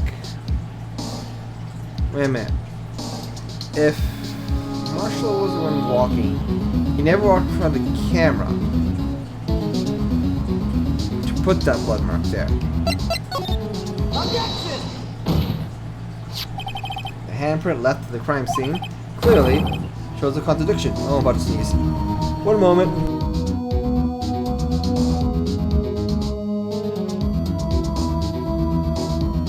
Proto sneeze. Sorry about that. The only thing that seems clear to you is you're grasping, Mr. Wright. You've been staring pretty intently at those floor plans. Tell me, is there a problem with them? Yes, this is strange. Take a good look at these floor plans. Something is missing. Missing? You mean something hasn't been drawn on there? Yes, something that,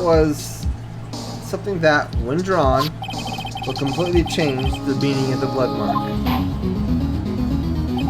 Let's pray the defense isn't simply trying to buy time. Very well, Mr. Wright. With all this evidence here, there's gotta be something I can use. The question is, which item can prove something is missing from the floor plans? The thing that's been staring into our souls.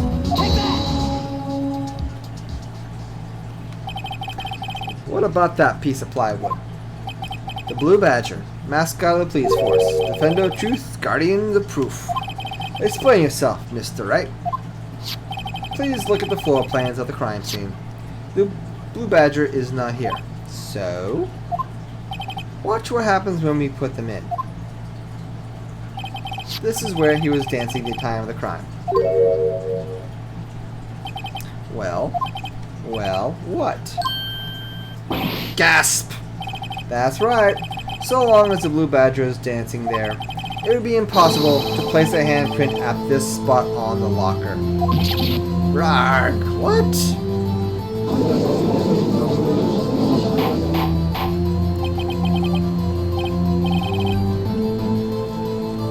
It means it can't be done. What are you saying? Blood traces were undeniably found on that locker. Don't look at me. I didn't put it there. Mr. Wright, think it through scientifically. Emma, on that afternoon, Officer Meekins was the one who brought the Blue Badger to the evidence room, right? After he put it down, it would be impossible to leave a handprint on that locker. So that must mean his blood mark was left there before the blue badger was brought in. Just one moment. I will not allow such far-fetched balderdash in my courtroom. Balderdash? You're showing your age and your beard. It may sound far-fetched, Your Honor, but it's the only possible explanation. On February 21st, in the police department's evidence room, blood was spilled not once, but twice. But how? One time was captured on this tape, taken by the security camera.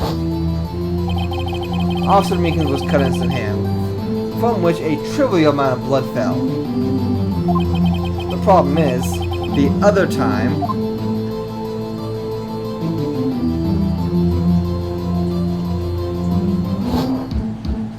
summoned blood prior to the struggle shown on this tape. It had to have been Detective Goodman when he was really murdered. Objection! That's ridiculous. I refuse to accept your absurd claim. Objection! Objection! Left and right objection! All over objection! The murder portrayed in the security tape has been proved to be fake. However, it does not explain the blood mark found on the locker. Objection! You have an objection! You have an objection! You all have objections! So then, assuming this murder you purport really happened, when did it take place? I demand you show evidence that proves it when it occurred. When did the first incident occur? To summarize, the defense claims that prior to Officer Meekins being cut by Jake Marshall, who was posing as Detective Goodman, another accident took place in that evidence room. That's right, the blood mark on the locker room proves this. Okay, well, then tell us when did this first accident occur? As Mr. S said, proof must be presented. There's only one piece of evidence that can be shown that. Now then, will the defense please present this evidence? I'm going to say the record. So that shows when people came in and out. What is the record? There it is.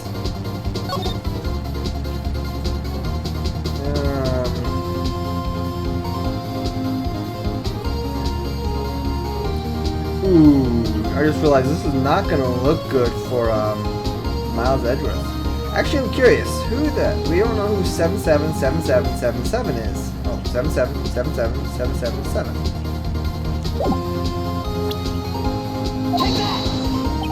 The crime took place inside the evidence room. Then the killer would have had to enter it. And in order to do so, an ID card would have been required. An ID card? Oh, the ID card record. Officer Meekins brought the blue badger panel in the evidence room at, let's see here, 4:50. The crime took place before that time, then it would be 4:40. Ah. Oh! Miles Edgeworth, just what have you done? I never figured you had the nerve, boy. Drop the act, witness. It doesn't take a lot of thought to figure out it couldn't have been me. Nope, I ain't getting it. I'm afraid I don't understand either. It's clear from the luminol blood that blood was there. However, when the second crime took place, both Officer Meekins and Officer Marshall failed to notice the blood. That means the blood from the first crime was wiped away by the real murderer. I would have had about 10 minutes to murder the victim, carry his body away, and clean up the blood. Unfortunately, that's physically impossible.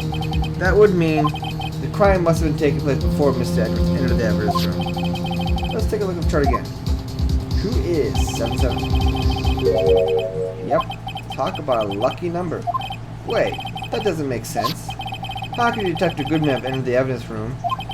Since there's no record of his card being used beforehand, he must have entered along with the real murderer. That's the only plausible explanation. Pretty much. I object to your object. I object to your objection. Objection infinity. Objection infinity plus 1. Yay, thank you so much. Please, Mr. Edgeworth, look into this ASAP. Find out whose ID is 7777777. That's 1/7 too many, Your Honor. Unfortunately, I am unable to look up the owner of that ID card. At least at present. What? Explain yourself, son. The ID number 777777 belongs to someone with the rank of a captain or higher. Someone who is so-called executive officer. We don't have the authority required into such a person's identity. Objection! But that's ridiculous. Just how? I am not finished talking, Mr. Wright. There is one situation in which we can grant such authority. If an official charge filed against an executive is accepted, an official charge? You're all alike, aren't you? With your cover-ups and your forgeries. That's how the prosecutor's office operates. Objection! I take pride in my work, Officer Marshall.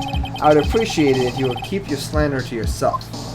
Slander, is it? Okay. Let me ask a question. Yes?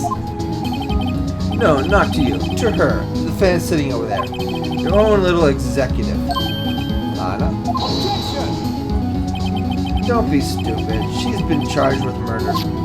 Of course we've looked it up, and it's not 777777. Don't play me a fool, partner. That's not what I want to ask. All I want to know is one thing about the incident. The SL9 incident. Answer me this, Chief Prosecutor. In that trial 2 years ago, did you really only use legitimate evidence?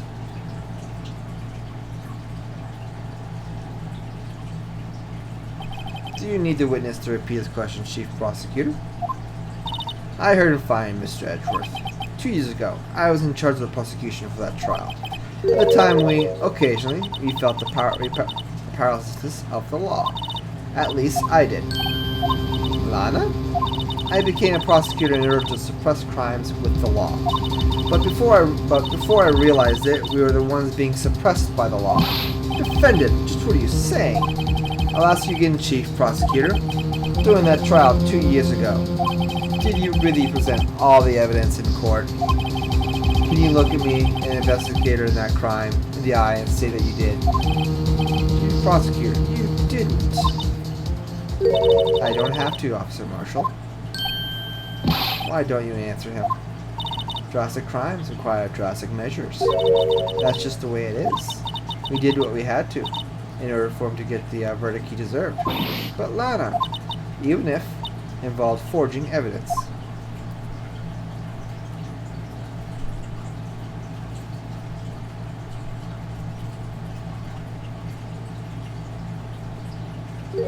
See, that's what I'm talking about.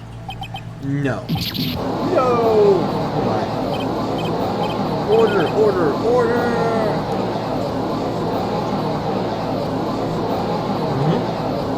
Would have to wait until the following day. Oi.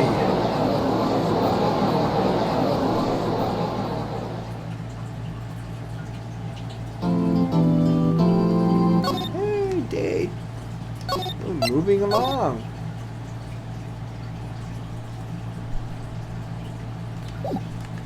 Awesome.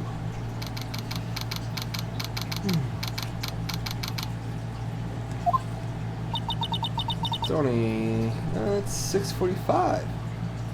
Yay, head pats.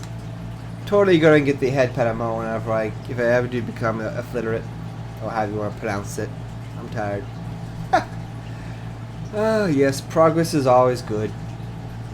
But yes, yay, head pats. I'm so sorry, Mr. Wright. I'm sorry for what my sister said. Drastic crimes require drastic measures. Sure it is. We did what we had to do. Well, we just saw this like...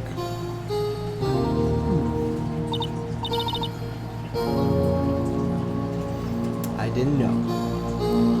Let's see, 6:45, 6:46. I got time for maybe one more day here, hopefully. See how long this takes. I never knew that the SL9 incident was just another name for the Joe Dark killings. Sounds like everyone's heard about these killings but me. I thought you were supposed to be a lawyer. You should know about these big crimes. Big cases. I don't want Dark convicted so badly. That's why she used me. That's why she used what happened to me. What do you mean, what happened to you? It's all there on that file. Joe Dark's last victim was prosecutor Neil Marshall. When he murdered Officer Marshall's brother, he left behind an incriminating piece of evidence. But what did you have to do with those killings, Emma? On the night Prosecutor Neil Marshall was murdered, Joe Dark tried to kill me. What? He tried to kill you? Officer Marshall's brother, Neil, was only trying to save me. So that means you? Yes. I was a witness in the Joe Dark trial. She was what, like 14 or so? 2 years ago, she's 16, so yeah, 14 years old. Oh my.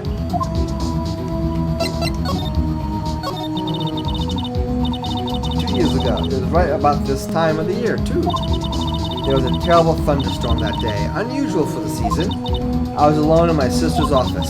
We were planning to eat dinner together once she finished her work. Then suddenly, this terrifying man came bursting into the office. Joe Dark. It seemed like he was running from someone. He pulled out a knife and screamed at me. I didn't know what was going on. Just then, Prosecutor Marshall showed up. Jake Marshall's brother. Excuse me.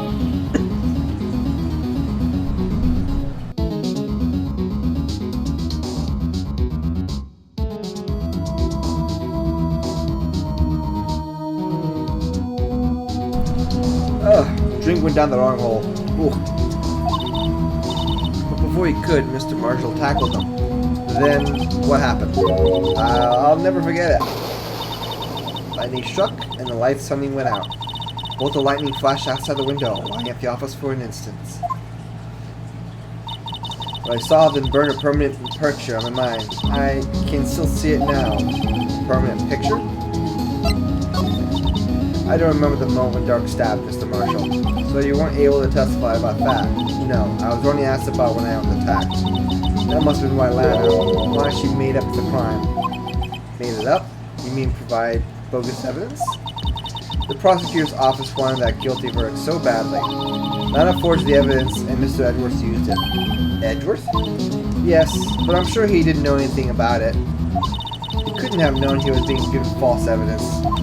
Even so, that's when it all started. The rumors about Mr. Edwards, I mean. It's all my fault. If I could have just testified properly, none of this would have happened. So it's true, even though he may not have known it. Edwards really was involved in falsifying evidence. After that case ended, Lana was never the same. She became cold, like she is today. She must not have been able to face up to what she did, especially not to Emma. What did you see in the instant that crime occurred?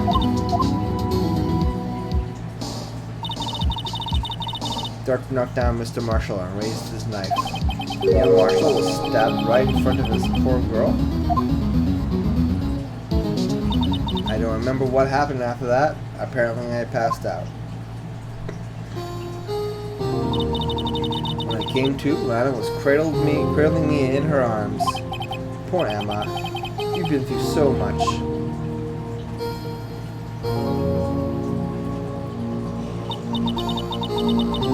I couldn't bring myself to testify about that incident. I tried, but the words just wouldn't come out.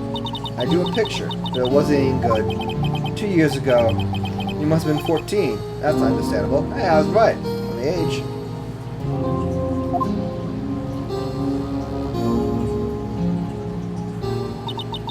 Once it was all over, I made up my mind. I decided that when I grew up, I'd become a scientific investigator. I want to be able to fight crime with my testimonies, and to find the evidence to make an airtight case. That way, Lana would never have to forge any. I see. I think I'm finally to understand what makes Emma tick. But there's still something that bothers me about that crime. There's something that bothers me, Emma. What is it? You said you were in Lana's office at that time, right? That's right. Why then would a serial killer come running in there? Not only that, but why was he being chased by a prosecutor? Oh, there's no mystery there. Joe Dark had been taken in for questioning that day. Taken in for questioning? You mean by the police? Of course. This happened at the police department.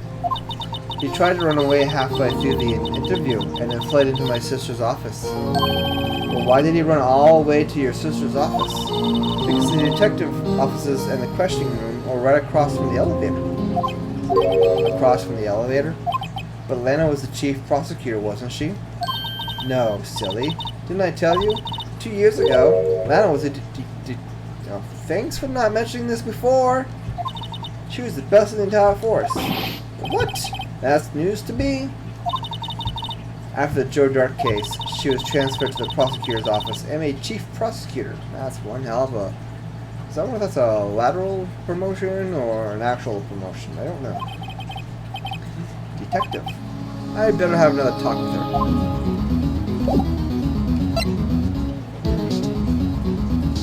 I hear noises.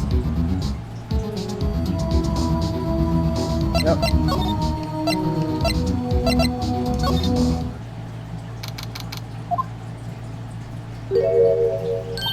Lana, Mr. Wright, it seems I keep causing you trouble.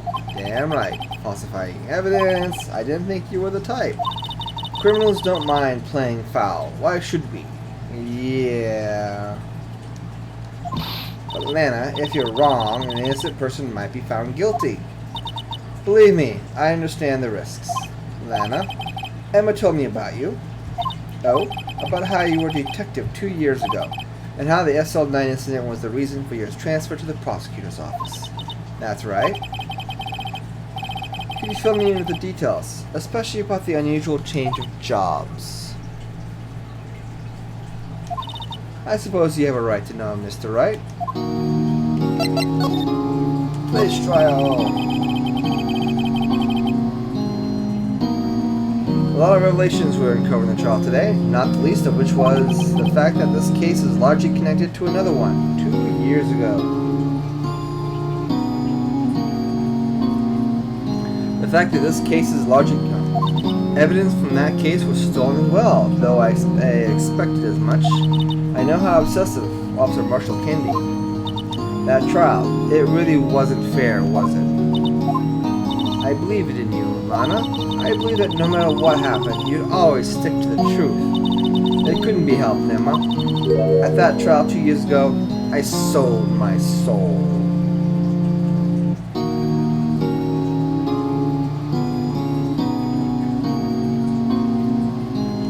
Well, all drama aside, the fact of the matter is, at 5:15, there was no murder at the police department.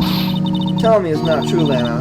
What the witness, Miss Starr, said about you stabbing Mr. Goodman with a knife. Lana, I don't understand. Why won't you tell us? Emma, this doesn't involve just me. I don't think I've ever seen Lana look so fazed before.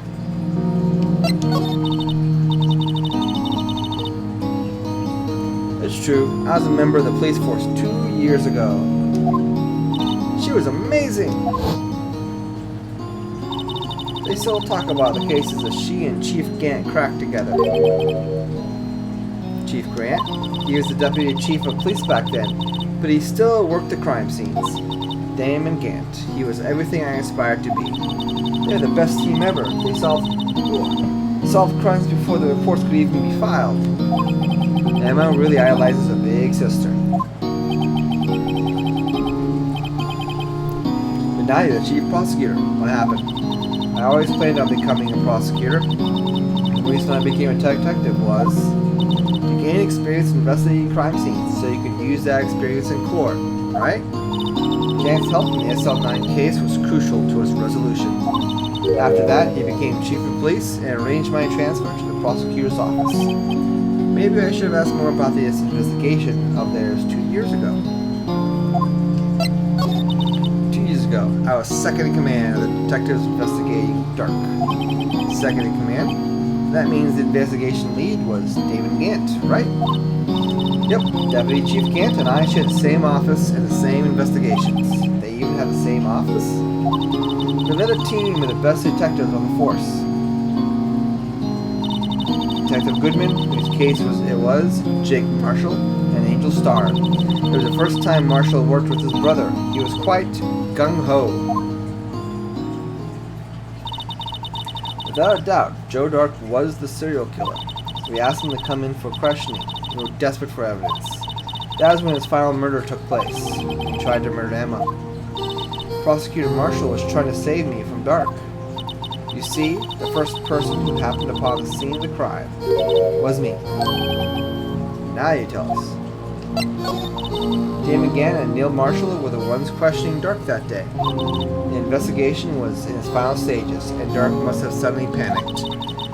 So he waited until Gant and Marshall left the guards down, and then fled the room. From there, he ran straight to the office shared by Deputy Chief Gant and myself. That's where he found me. So you were the first person to run to the scene, Lana? It appears so. I was filing some paperwork while Gant and Marshall were questioning Dark.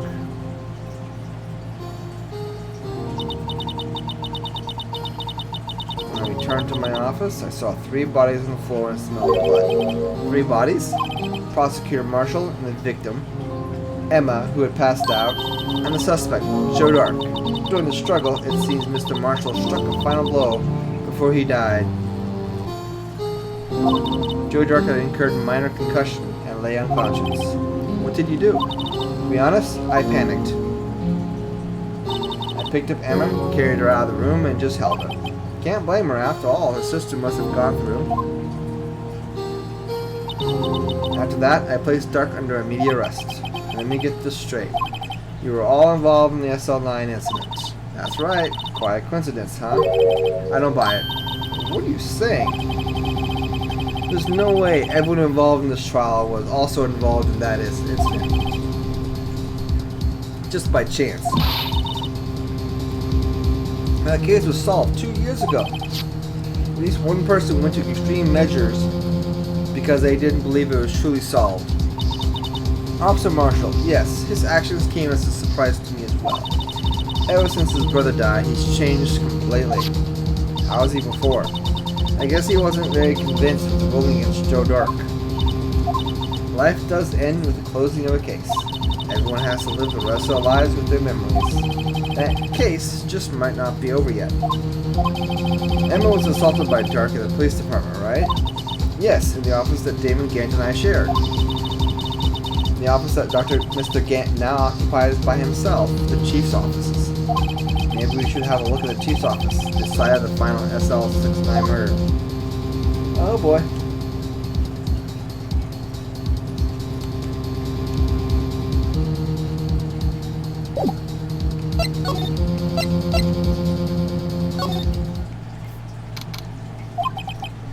What you knew where?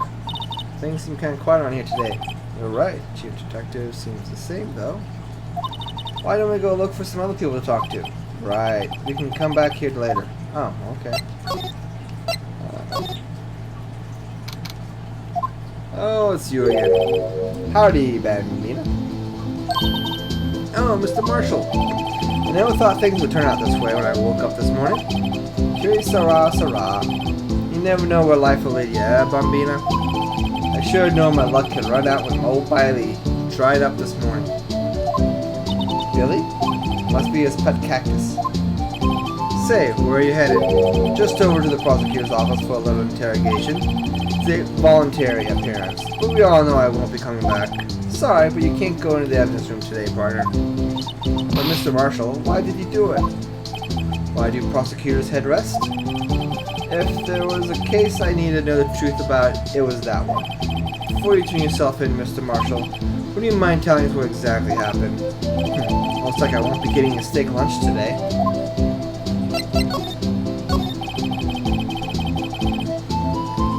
Something was fishy about that trial from the very beginning. It wasn't just me either. All the detectives thought so. What do you mean, fishy? Some of the facts reported were inconsistent with the evidence we found. For example, the murder weapon. The murder weapon? You mean the switchblade knife with a broken tip? That was Joe Dark, alright. But in the initial autopsy report, a question was raised. Question? The blade of the knife was not a perfect match with the wound the victim sustained. What does that mean? It means this is a good chance the knife was not the murder weapon. However, in the report that was finally submitted, that possibility had been erased. Could the facts have been concealed with forged evidence? That case left behind scars in all of us. Scars that SL9 accidentally left behind. I got the looks, but he got the brains. I don't know about that. He was one of the best prosecutors around. I had just made detective when it went down. It was our first case together. How old was he, your brother? He was 27 at the time. He was awarded the highest honor that very day. The highest honor? I mean the king of prosecutors. I knew it. What are you looking at me for? That's an honor for prosecutors. Mr. Marshall must have really been close with his brother. Everyone seems to be close with their siblings. The day the SL9 incident took place, that wasn't the same day as... That's right. It was the day of the evidence transfer. Interesting. It was drizzling that morning, and by nightfall, there was thunder. I can't believe 2 years have gone by already. I tried to steal the evidence and the case wouldn't die. Apparently, someone tried to stop you. Detective Goodman was murdered, and the evidence locker was empty. There was something going on behind the scenes in that case. We all knew that later. Every detective was involved in the investigation, save one was taken care of. Miss Starr was fired, and I was demoted and boxed away in a tiny room. What about Detective Goodman? If they did something to him too, the commissioners would get suspicious. No, they were careful enough not to be too obvious. They? Who are you talking about? Don't get upset, Bambina. I mean Damon Gant and Lana Sky. The investigating lead, Damon Gant, and his second command, Lana Sky. There wasn't a person on the force who hadn't heard of that duo. That case was the biggest step in both their careers. After the case ended, Lana transferred to the prosecutor's office. Yeah, Damon Gant, the new chief of police, arranged for that to happen. She's never been the same since she left. Everyone who knew her said so. Chief Prosecutor Sky was totally different when she was a detective. Now that he mentioned it, Sam said something like that too. Tell me, what happened to my sister? Sorry, Bambina, but her secret is too well guarded. I never found out. Lana's secret. It all started 2 years ago. Woohoo! Can I have some of that drink? Please? Proto is thirsty. Yes. That's my story. You enjoy it, partner? It was certainly enlightening. There's one thing for sure I found out in court today. That boy Edgeworth isn't my enemy. He was the one who used falsified evidence to get a guilty verdict. But someone else was the one who gave him that evidence and planned everything. That someone is Damon Gant. Don't believe me? Well, I don't blame you. I won't even be a patrolman after today. Too bad I won't be around to work with you. And you became a real scientific investigator. Adios, Bambina. Okay. Woo.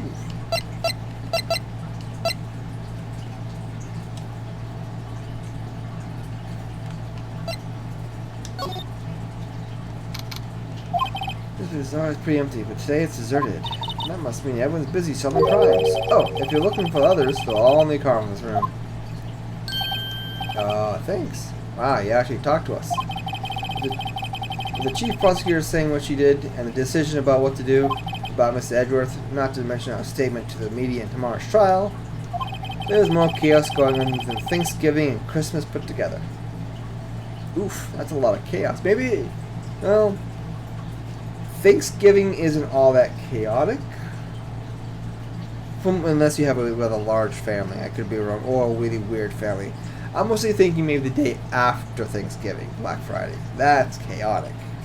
I think festive is the more usually word for those. Sir, we'd like to have a look around Chief Gant's office. Just use the connecting hallway to the other building and take the elevator up to the top floor. Really? You mean it's okay for us to go in there? I mean, we aren't police officers or anything. Hey, you're right. You can't go in there. It's off limits. Now I see what Detective Coach gets his unique charm. Well, what are we waiting for? Let's head to the chief's office.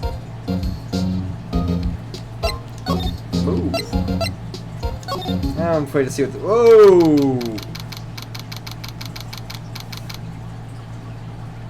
Seriously, this looks like, I don't know, like Dracula's room from Castlevania.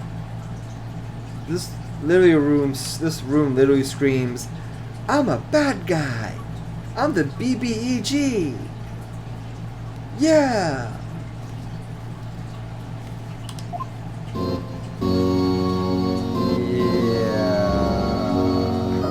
What the?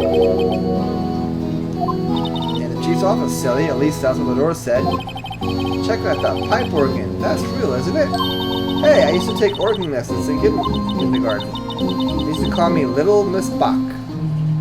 I got that. I thought I was a genius until they tried teaching me that thing. Ah, no! I never could remember what C was. Well, considering how many keys are on an organ like that. Oh no. Oh no. No, it's you two. Chief Garrett. He put that paper he was reading on his desk. Oh, righto. Have you been swimming lately? What's with him and swimming? I'm very confused on that. Swimming. Have you been swimming lately? I don't get it. No, I haven't. I've been kind of busy lately. I can appreciate that. I've had my hands full too with Mr. Marshall's misconduct and that provocative statement. Provocative statement? Oh, you mean about the forged evidence. 2 years have passed since that incident. My, how time flies. I see that big picture on the wall over there.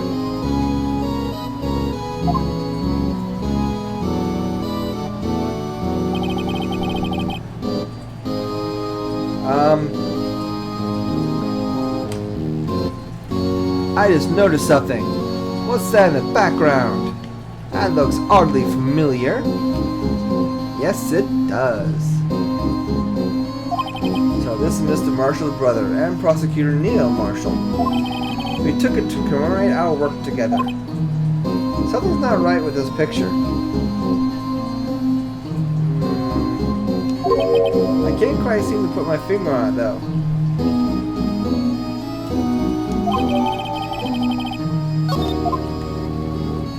Hello, Blubber Nibble. Hello, thanks for coming. Always nice to see new faces around here, yes. Anyway, I like to reminisce all day, but there are matters that need my attention. I'm going to lock up here, so let's go out together. Ooh. I wonder who sent you over, if it's someone I know. I'm going to lock up here, so let's go together. Oh, what's this office? It was a crime scene 2 years ago, wasn't it? Oh! Thanks, Evolution, for bringing more people. Having more people, new friends, always a good thing. Yes, yes, yes, yes. That case is long since been over. There's no need to investigate it anymore. All the same, we still like to have a look around. Perhaps you didn't hear me. I said there's no need to investigate anymore. I'm not the only one who thinks his beard actually reminds me of the organs behind him. Now hurry up and get out. I have a meeting to attend. Yay, more friends. Looks like we aren't welcome. It seems that case isn't over with yet, after all. What do you mean? Chief Gant denied a request to search the crime scene. That means there must be a reason he doesn't want us looking around in there anymore. You mean, like a clue? There's got to be a way we can get inside the chief's office.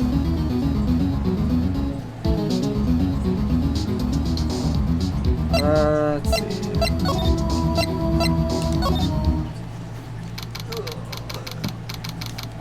Hey, Gumshoe! Hey, pal! Detective Gumshoe, aren't you supposed to be in a meeting? I'm just taking a breather. My feet hurt. From sitting too long? Actually, from serving everyone coffee. Aw, poor Gumshoe. He's like the unpaid intern no one wants around. Sounds like Detective Gumshoe's still out of the loop. Say, have either of you seen Mr. Edgeworth? Edgeworth? No. Why would you ask that? He's under fire from both the police department and the prosecutor's office. It's almost like the battles between you two in court. That sounds serious. Is it because of what my sister said? That's basically what it all boils down to. That falsified evidence 2 years ago. Now Mr. Edgeworth has the whole world after his blood. Yikes. But why would Edgeworth be blamed? It's not like he knew the evidence was forged. Now Sky is the guilty party here, isn't she? Regardless, a prosecutor is responsible for the evidence they present in court. Not only that, but as you know, there's been a row of rumors going around about Mr. Edgeworth. His amazing talent as a prosecutor kept him safe from those who don't like him. But now, with this, are there really so many people who hate him? In our world, only those with talent rise to the top. Mr. Edgeworth not only has that, but he's young. There's no better recipe I know of for making enemies. Hey, Dick, keep up the good work. Yes, sir. Let's go out for lunch again sometime. My treat. Yes, sir. You gotta take me back to that joint sometime, okay, Dick? Yes, sir. It seems you don't have very many problems with enemies. Yeah, well, I'm careful not to stick out. Anyway, I'm a bit worried about him. Under all this pressure, I'm afraid Mr. Edgeworth will just might crack. Actually, I took a look at the file earlier while the coffee was brewing. He seems genuinely concerned for Mr. Edgeworth. Well, you find anything? The only evidence Dark left behind was during his final attack.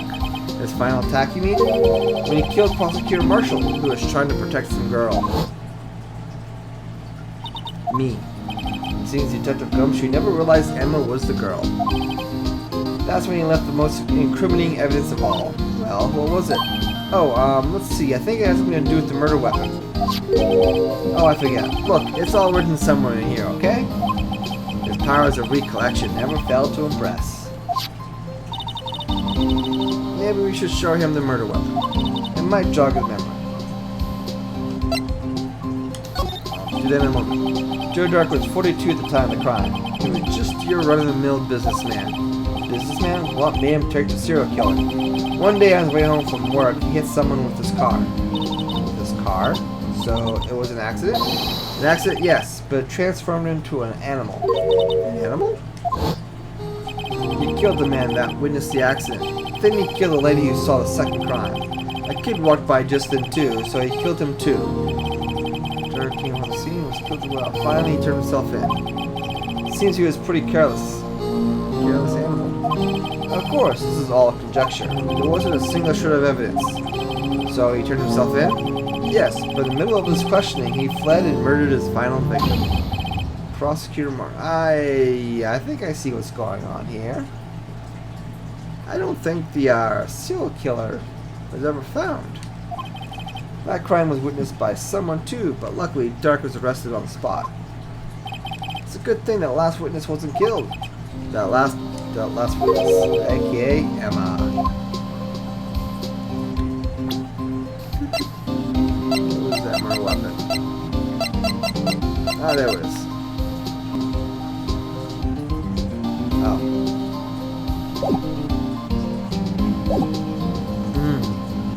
That's right. Special button for presenting stuff.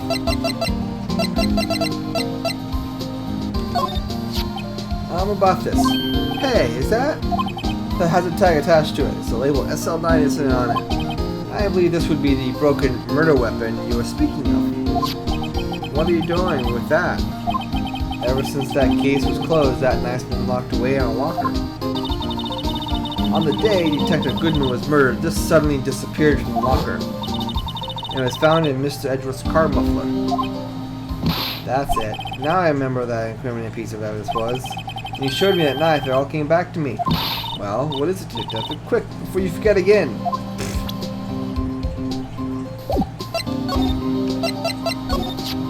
This knife, it was Joe Stark, wasn't it? I doubt it. That's right. We traced it back to the store he bought it at. Plus, it had his fingerprints on it, too. But but no one actually witnessed him using it to murder anyone, right? That's where his luck ran out. When you take a good look at the knife, you'll see it's broken. You don't have to take a good look at it, notice that.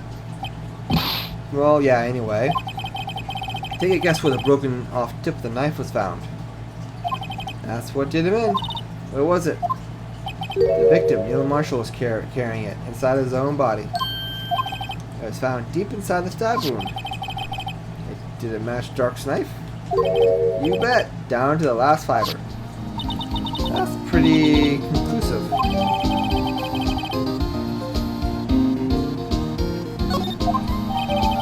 Switchblade. What's record?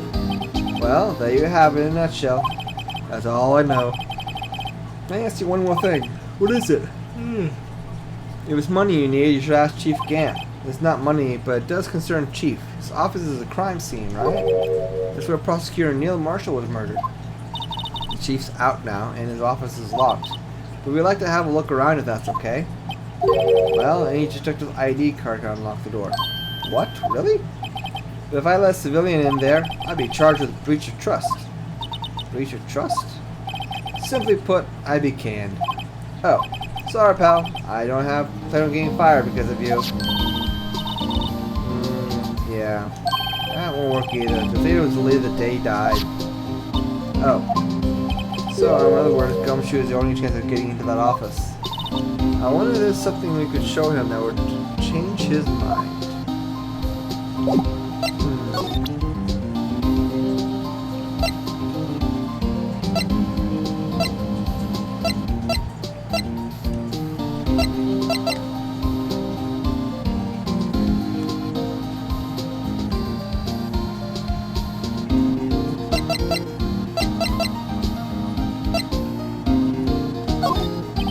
Share a little advice with you, detective. If you don't have a clue, keep your trap shut. Keep that in mind. Sheesh.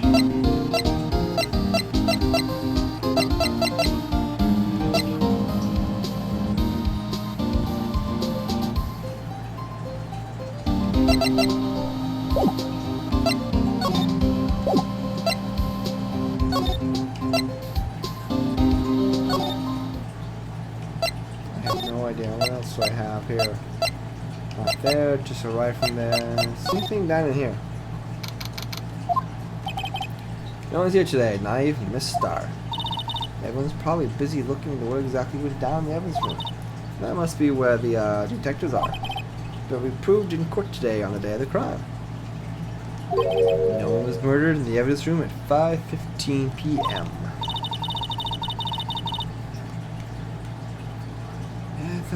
Making some headway on our case, but instead it looks like we just end up making Atlanta look even more guilty. Hanging in there, Atlanta. I gotta find all the answers by tomorrow.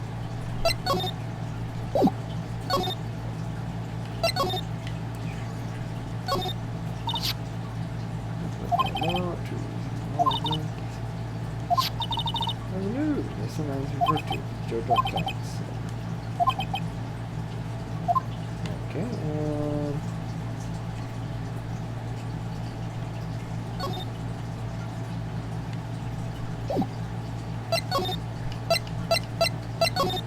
let's go see how Edris is doing. I wonder if Edris is back yet. There he is. It looks like he's writing something. Well, what are you doing here? He sure was quick to throw that paper on the floor.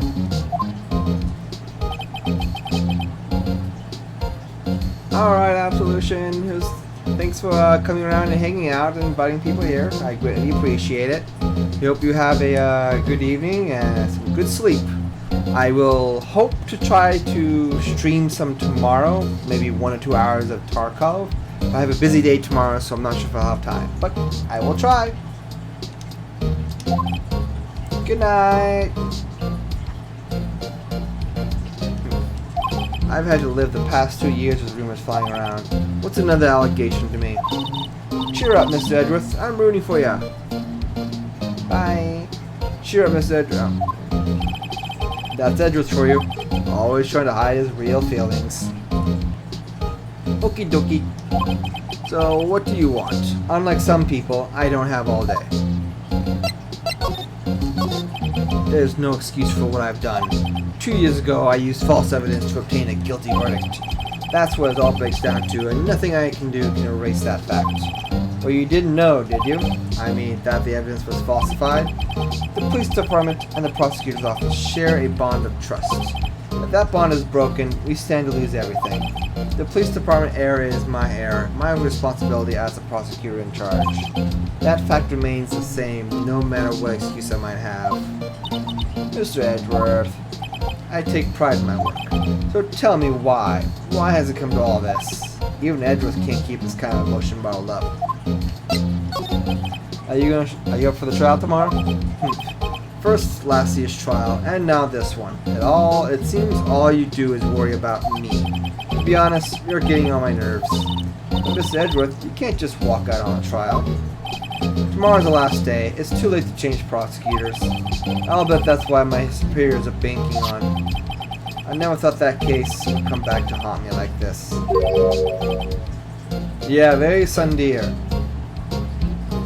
Edgeworth, you need to smile some more.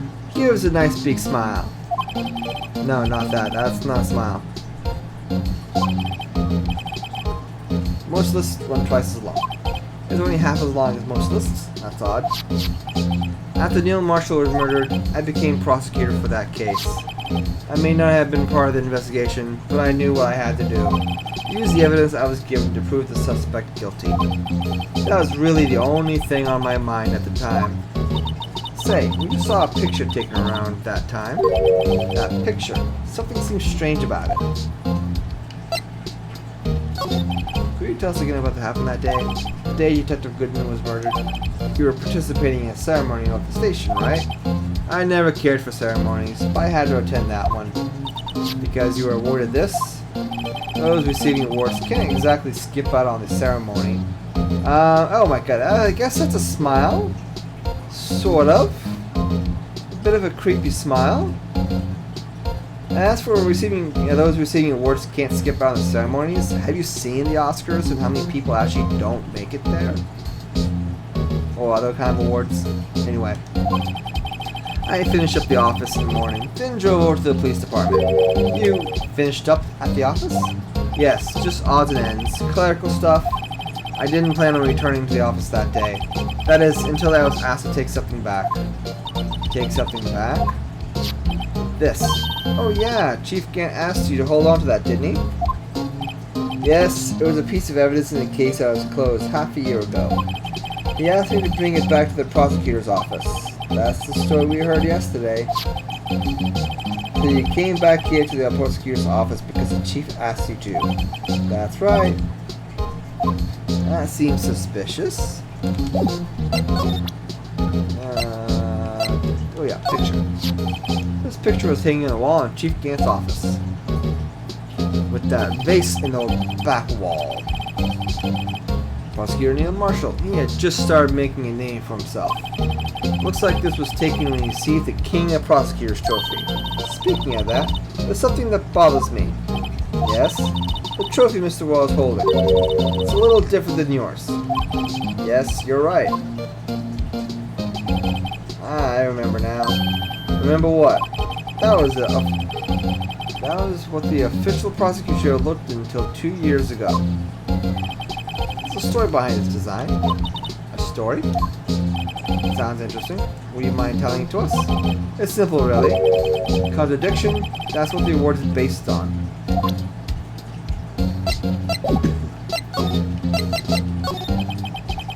This word originates from an ancient Chinese tale. In Chinese, the word contradiction is written in two characters. The first means halberd, and the second means shield. Have you heard the story? Me? Oh, sure, everyone knows that. Why don't you tell it, though? For Emma's sake. Very well.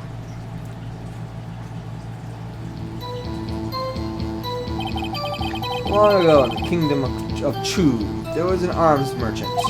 One day, he presented the king two items. The first was a halberd he claimed could slice through any shield or armor. The second was a shield he claimed could withstand any weapon. Wait a minute. Objection! Oh, come on. Those claims contradict each other. Very perceptive. But then again, you've heard this story before, right?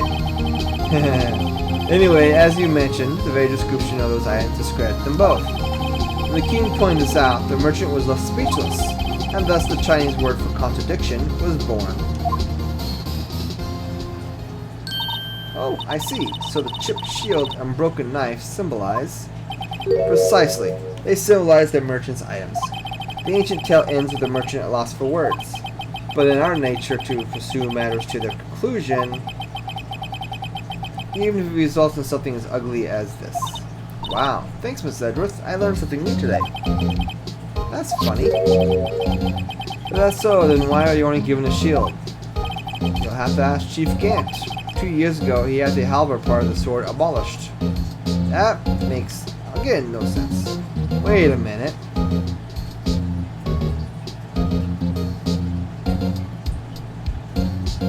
I have a feeling the halberd was a murder weapon.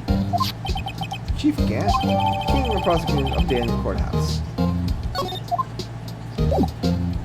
That just seems a little, interesting.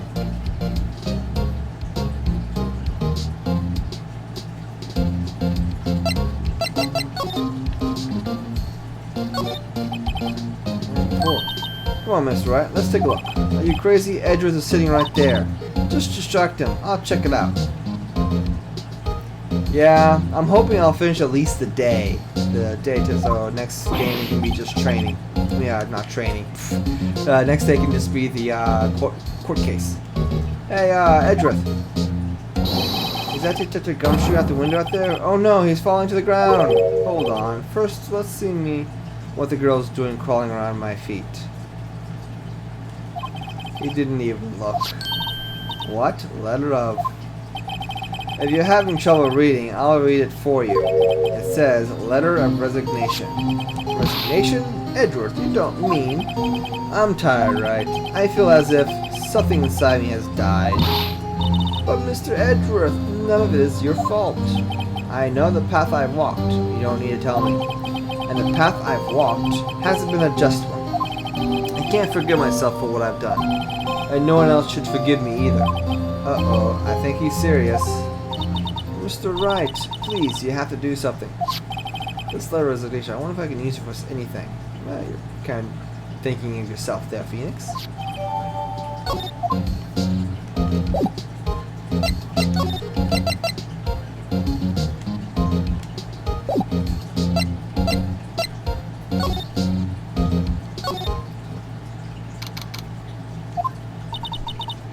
Excuse me, oh, this lady again? We either you care for a quarter pound of roast beef. I'm, for once, not hungry enough to actually want this. I'm full. Miss Star, I guess she's out of lunches. You certainly are the curious sort, aren't you?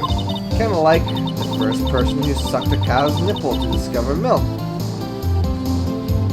What kind of euphemism is that? Oh, metaphor. That's not euphemism. Metaphor. Seriously.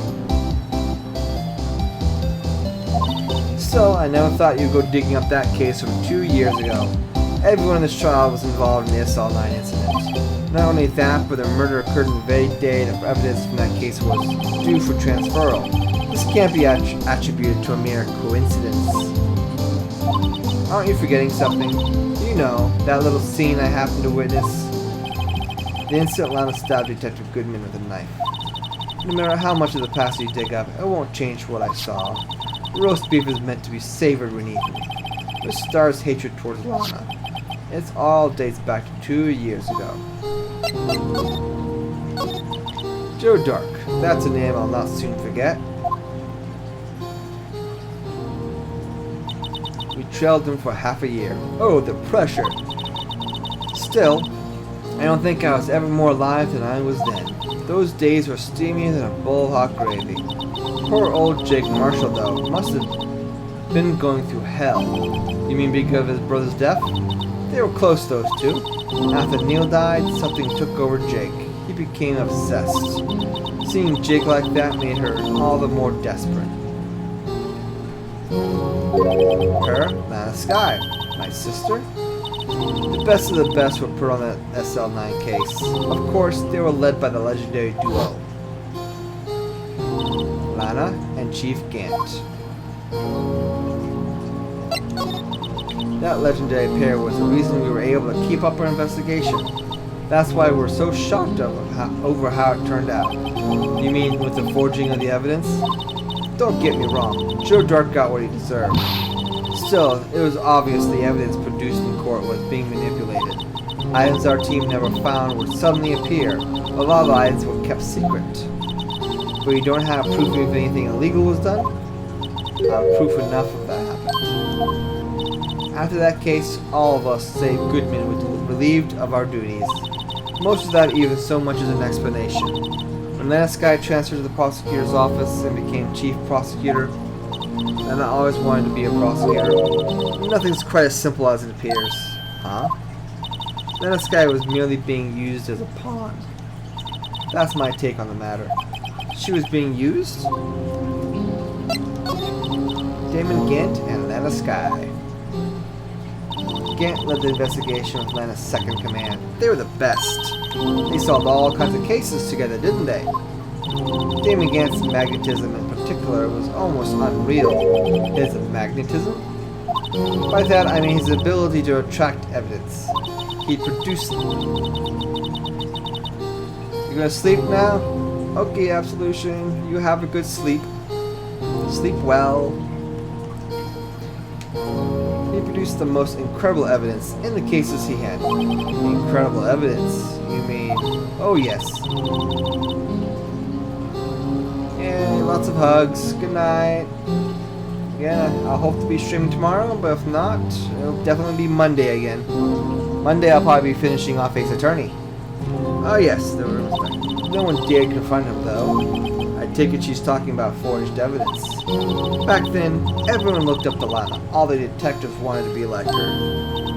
Really? Oh yes, myself included. I was a fool, really. She hated everything crooked and always watched out for the other detectives. That's why she was so concerned for Jake. Night-night. Mr. Marshall. When Jake's brother was murdered, she felt as if she had lost her own brother. If it wasn't for her, I don't think Jake would have ever recovered from his shock. That's what makes it all the more infuriating. Miss Starr. That's why I'll never be able to forgive her. Why did she have to turn so cold after that? Lana transferred to the prosecutor's office 2 years ago, didn't she? Yes, thanks to Chief Gant's powerful influence. Chief? That's right. Having solved the SL9 case, his position as chief was secured. There was only one thing left for him to control, and then no one could stand in his way. The prosecutor's office. What? You mean that's why Lana was transferred? If he could control the chief prosecutor, he could control the prosecutor's office. That must have been his goal all along. But how could he control Lana? I don't know, but one thing's for sure. Ever since that case ended, she's never been the same. It's only logical to conclude. There must have been a reason for her to change. At last, I'm finally getting close to the bottom of this ugly mess. Thank you, Miss Starr. You listen to me, rookie. It takes more than just ingredients to create a fine cuisine. I hope you turn out to be a better chef than I've been.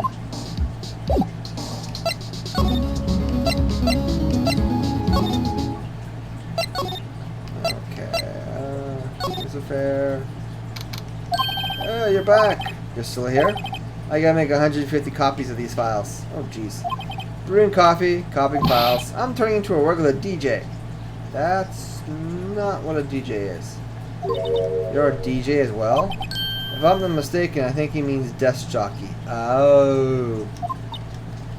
Oh, that DJ. I got a minor consistency though, and my answer's still no. I'm not letting you into the chief's office. Period. It'd be my neck on the line. That office is the last crime scene in the SL9 incident. I have to take a look there. There's gotta be something we can do to make the detective change his mind. Yeah, let's give him the bad news. What's this crumpled up piece of paper? No way! Mr. Edgeworth can't be serious. Is he ever not serious? I can't believe it. They pushed him this far. Mr. Edgeworth really feels responsible. Well, I first met him, I thought he was cold as ice too. But I know different now. He trusts us detectives to provide him with a sound evidence. But we betrayed him. Detective? That's it, I made up my mind. But, here, take my ID card. We can't do that. If someone found out, they wouldn't let you off the hook with an lost item report. Look at me. It's no secret I'm already out of the loop. After all, I'm friends with Mr. Edgeworth. Depending on how this case turns out, I may already be as good as terminated. What? So at least let me do this. For Mr. Edgeworth's sake. Alright, detective. Thank you. Alright. Is there anything else to talk to him about? Nope. Into the, Dragon's Lair. Or, no, Dracula's Lair, because how... Seriously, it seriously looks like something from Castlevania. Click! Beep, beep, beep, beep. And it explodes! Boom! Seriously, this room looks so wrong. We're in. If anyone finds us now, Detective Gumshoe's goner. If that happens, I'm counting on you to bail me out. Ah! Oh, stop assaulting a police officer. Sorry, I thought you were a ghost again. I didn't even know you could slap a ghost. Ah, Detective Gumshoe, what are you doing sneaking off like that? I wasn't sneaking, I was just worried something might go wrong. So I came too. If you're here, then what's the point of giving us your ID? Hey, don't do that to my card. I hardly ever get a chance to come in here, so I figured I'd have a look around myself. Besides, we're all in this together now. You really do want to get fired, don't you? And if we're lucky, now come on, let's see what we can find out. I've got a bad feeling about this. Just on the other side of the room. Was that your sister's? Yes. That's why I was waiting for Lana.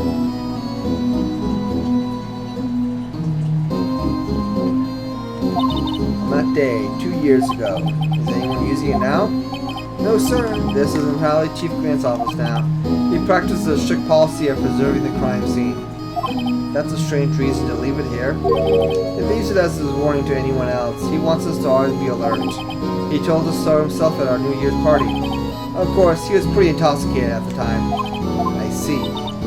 So ever since Lana's left, no one's ever touches that desk? No one except Chief Gant and the cleaning lady who's in here each morning. Still, 2 years have passed since the accident. There can't possibly be any clues remaining. Can I ask you something? Sure. You only came here to look around, right? Because it's one of the SL9 crime scenes?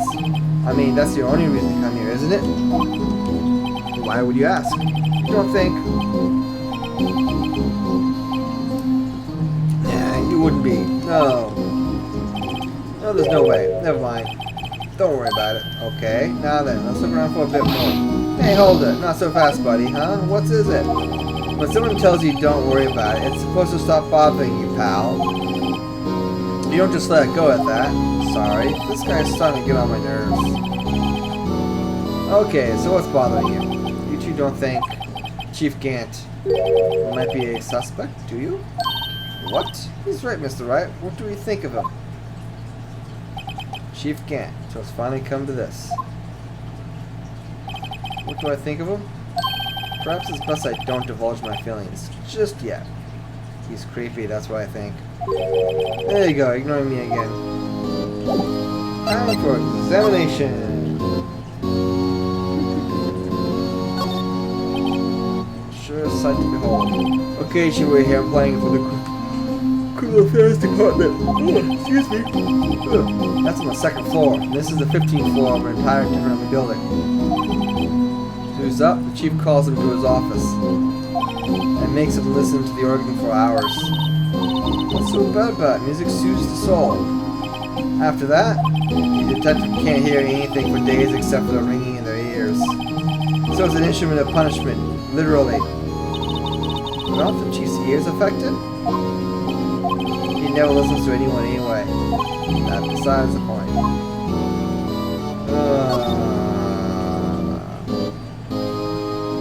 You sounding more and more like a supervillain. Dust sure is tidy. That's always been a meticulous cleaner. Not even dust on it. Looks like someone still keep it clean. Back here? Nope. Chief can't. Must still keep it clean. Maybe we're part of the ship. No. They were the stuff of legends were made of. Pause here for a moment. Let's see.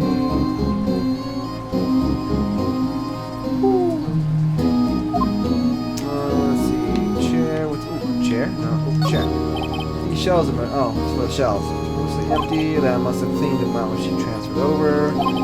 There's a small picture frame on the left side. Hey, this is when Lana and I went to the theme park. Look at that giant window. It makes you want to crash through it and jump outside. No, we're 15 feet up, 15 floors up. This is the 15th floor. I know, I was just saying. Saying what? Ever since making detective, I always dreamed about doing something like that. Note to self, Detective Gumshoe has a lot of dreams. So long as he doesn't go crashing out that window when he gets fired. Don't say that. Use that picture. This was taken on day 2 years ago. The day Joe Dark ran out of the questioning room and tried to kill Emma.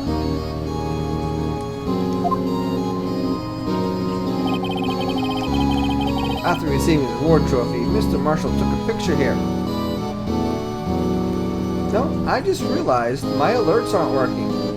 I see someone followed me. I see Lily Pop just followed me, which thank you for the follow. But I got no alerts for some reason. I need to check those out over the weekend here. But thanks for the follow, Lily Pop. I appreciate it. Then went along with Chief Grant to question Dark. I bet he never knew he'd be dead for a few hours later. Yeah, I'll work it on sometime this weekend. Probably either tomorrow or Sunday. It's got a busy weekend. I'm having a great time. Just trying to get through this day so I can save. It's getting late for the Protogen. Gee, you think? Let's see here. Interesting. I see a halberd. This is the real deal, isn't it? The armor and these weapons. Sure is, pal. The chief doesn't care for imitations. First the pipe organ, now this armor. Do you know how many taxpayer dollars must have gone into this room? Yep, busy weekend. Tomorrow morning I have a 4-hour coding boot camp workshop over Zoom. That's gonna be fun. Then house cleaning, getting ready for the D&D tomorrow night. Hopefully get some time for streaming, 1 or 2 hours of Tarkov. And Sunday, I don't know what I'm doing Sunday. Stuff. That's what I'm doing. Stuff. Anyway. What? You mean we're paying for this? That's it. I'm not paying 1 cent of my taxes. Yeah, I wish we could just decide not to pay taxes. You don't have any taxes to pay. Shh, be careful what you say. Who knows? The chief may be hiding this armor as we speak. I don't think he'd fit in there. Yeah, the chief of police is pretty massive, like anime style big. He would look quite well in a Dragon Ball Z anime. Or JoJo Bizarre Adventure. That's why he's so muscled. I don't want to think of that anymore. Moving along. Even if he did, he'd never be able to get back out. Cut it out. You guys don't know how scared that guy can be. Safe. This is a safe, isn't it? Safe. That word is ripe with intrigue. Okay, if you say so. Looks like a code needs to be entered in this panel to open it. 7-digit number.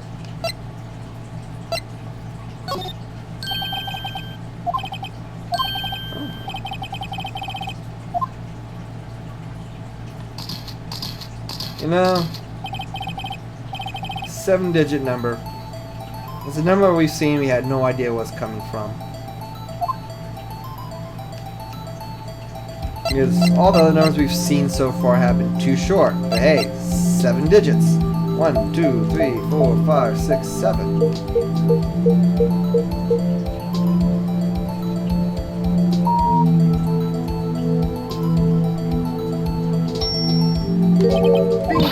What number do you enter? Whose birthday was that, pal? 777-777-7. The final ID card number on that record. What? Number of the mysterious executive officer who entered the room that day? You mean 777-7777? I don't know. I think you're only 1 7 shy this time. It's going to mean one thing. That's Chief Grant's ID number. Say, anyone get a look inside? Yes, please. Is there any money in there? How much does he have stashed away? Look, it's a shard from a broken cup. Eh. Somehow it looks familiar. Where have I seen this before? You damn know where you've seen it before. What's this? It looks like a piece of leather cloth. Ooh. Isn't this a handprint, isn't it? Hey, I saw someone wearing a shirt like that once. You think the chief made up the design? I don't think so. Oh, well, it was just a thought. Is that it? It was in the safe? Apparently so. It's empty now. Piece of cloth with a handprint on it and a broken shard from a cup. They look like pieces of evidence. Yeah, but unless you can prove they have something to do with this case, I'm afraid I just can't take them. After all, it's my neck on the line here. Great. Now I have to prove the relevancy to get them. Oh, this is easy.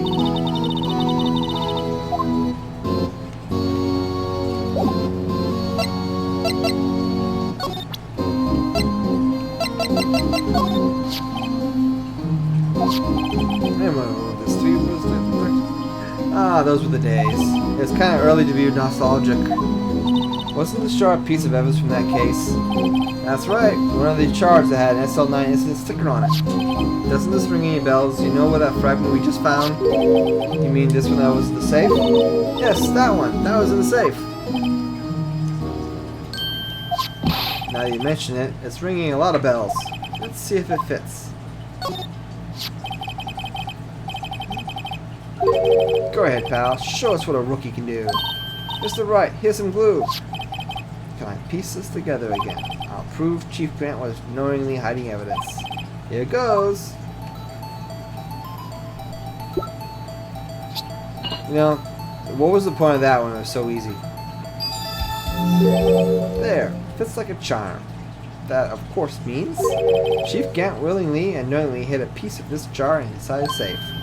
In other words, he concealed a piece of evidence from the SL9K accident. But, hey guys, get a load of this. What is it? This piece you just attached to. It's different from the others.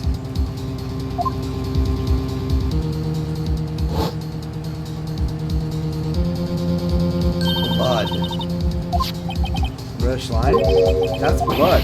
I don't get it. Why would Chief Grant hide this in his safe? Unstable jar.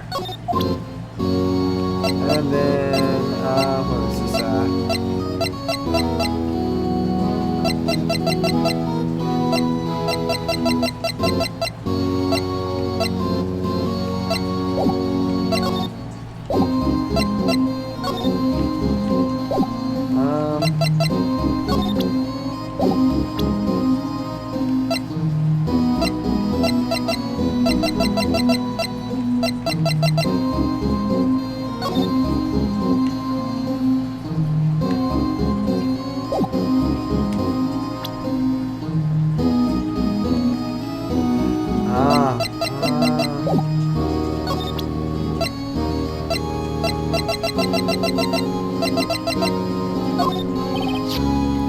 have a look at this. Hey, I know what that is. So you want to take some fingerprints? It's a great idea, detective. Alright, get out of town. Sheesh. What are you doing? Why are you sticking out your hand like that? Go ahead, take my fingerprints. It's not your fingerprints we want to take. Huh? Come on, this isn't the time for jokes. We're talking about that cloth we found in the safe. Oh, hey. I know that. The one with the handprint on it. Sheesh, here's your sense of humor. Okay, let's check the prints. Well then, once they've absorbed the prints, blow the rest away. What are you, my mom? I don't have to be told a million times. Alright, let's get this over with. You know, this looks probably the clearest. Either that or the thumb, but I'm gonna go with this one first.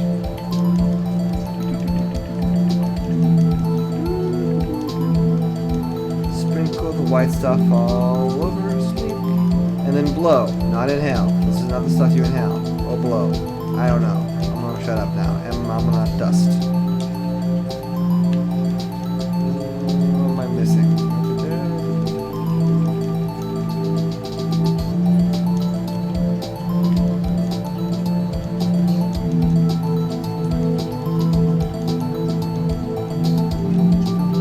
There we go.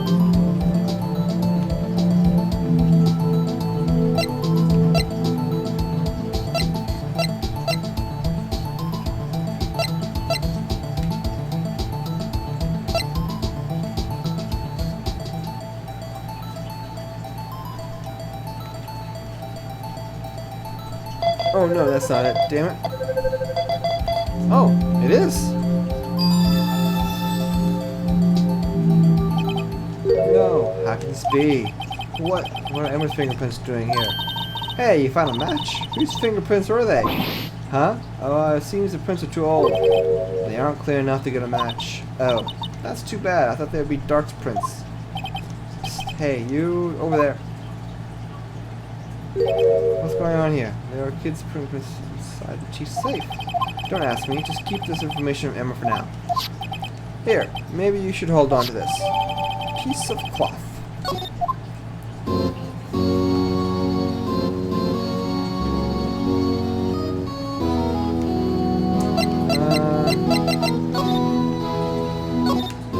Wow, the size of Gant's desk. Speaking of that, when you were here earlier. Oh, it's you, Chief Gant. Put that paper he was reading on the desk. I wonder what he was reading. This looks like a list of evidence. A list of evidence? In most cases, this list runs twice as long as this though. Hey, look at the case name. Huh? SL9 incident? I wonder what this is doing here. Hold on. Detective, what did you just say? I said, I wonder what... No, about the evidence list. Normally they're twice as long? That's right. I guess there wasn't a lot of evidence. A half-sized list of evidence? The list of evidence, it seems too short. Most lists were twice as long. What would the other half of this list be doing here? I knew it. The chief must be hiding something about that case. It would appear so. Evidence list added. Well, will I need help? Of course. Thanks for your ID card. We were able to get some hard evidence. Now, that's not very kind, is it? In other words, if it wasn't for his ID card, he would have been useless. Uh-oh. Isn't that right? You're in the coat. Eek! Chief Gant! We didn't think you'd be back so soon. Unfortunately, I'm a man who leads in signs. As I was walking to my meeting, I happened to look out a window and saw a stray dog run right into a pole. Just then, I thought of a certain detective. You mean me, sir? Now then, I'm afraid I'm going to have to ask you all to leave. Yes, sir. Sorry. Oh, you in the coat? Me, sir? Drop off your ID on the way out. You won't be needing it anymore. But, sir... Oh, no. He's doing that. Oh, now he looks angry. Get out. Yes, sir. Well, be on our way too then. Wait, you're the one without the spiky hair. Don't go yet, me, sir? I'd like a word with you. But, sir, here's the spiky hair. You're free to go. Mr. Right? Oh, pal. But I told you once, I told you 1,000 times. The chief's office is off limits. But no, you just had to go sneaking in there like that, didn't you? I thought you said you didn't care anymore if you were fired. Yeah, but if I knew it would be like this, I never would have said it. Now that I've seen the evidence that Chief Gant was hiding in his office, I think I'm finally get the picture. But why has she kept really silent about all this time?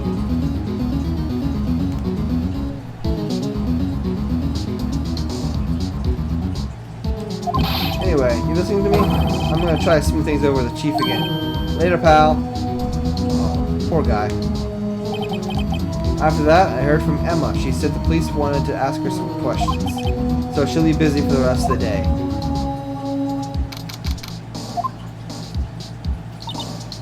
I see, so the chief asked Emma to come in for questioning. It's no use thinking about it. Tomorrow's the final day in court. I'm committed to doing everything I can to defend you, which is why I'm here. But I've already told you all I can. What you've told me over the last few days is absolutely nothing. Not a single useful thing. Really? I believe I did mention something quite important. Something I told you right at the beginning. I said that I was the one who stabbed Detective Goodman.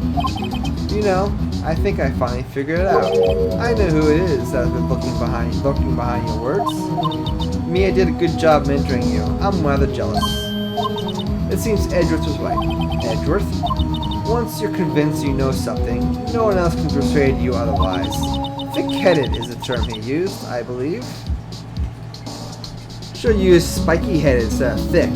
But then again, Edgeworth's hair is kind of spiky as well. Well, thank you. If they're actually a kind of a thing on the internet, mostly VR chat. They're called Protogen. I didn't make them up, so. But my wife Rinian is the one who did the artwork, did the GIF work and everything, put it all together for me. She's awesome.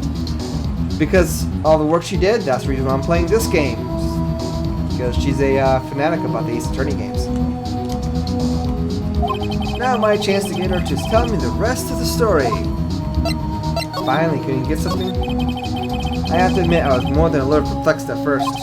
You insisted you did it, yet there was no incriminating evidence. That's when it hit me.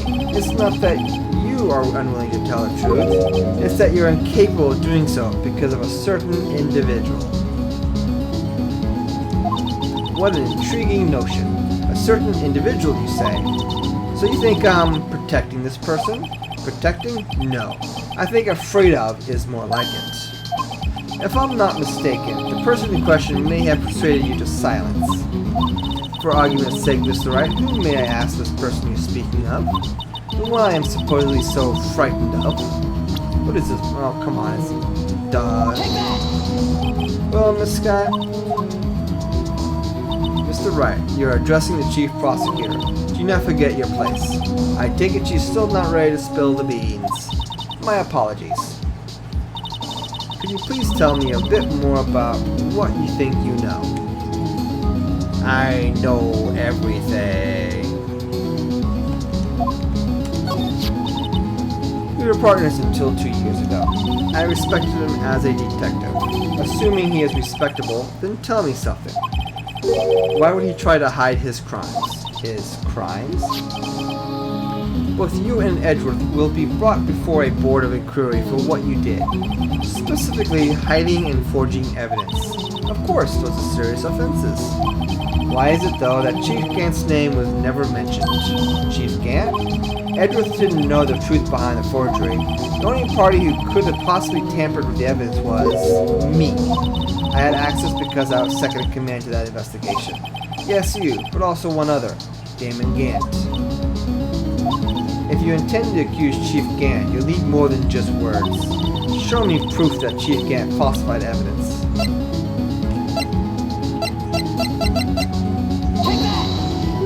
I just found this in a safe in the Chief's office. This jar piece, and this piece of cloth. Do you know what these are? They're pieces of evidence from the SL9 incident. The person concealing evidence was none other than Chief Gant himself. Now tell me, why are you taking all the blame for him? Touché, Mr. Wright, touché. It's as you surmise. I cannot disobey the Chief's orders, even if it means being found guilty for murder. Why not? Come now, Mr. Wright. You can't possibly expect me to be able to tell you that. 3 days ago, I had no choice but to cooperate in the murder of Detective Goodman. Or perhaps I should say, follow orders. Yes, that's more accurate than cooperate.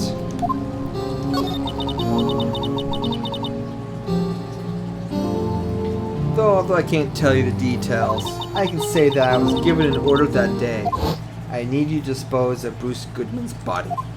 You'll find it inside the trunk of Miles Edgeworth's car. Just as I suspected. Despite what everyone believes, you were not the one who murdered Detective Goodman. Correct. I was trying to take the body out of Edward's car. The trunk lock was broken, and I discovered that murder weapon while inspecting the body. Murder weapon? You mean Edward's knife? No. When I found the body, this was a knife this was a knife stuck in it. A knife from the SL9 incident? Serial killer Joe Dark's knife? I couldn't just leave that knife in him.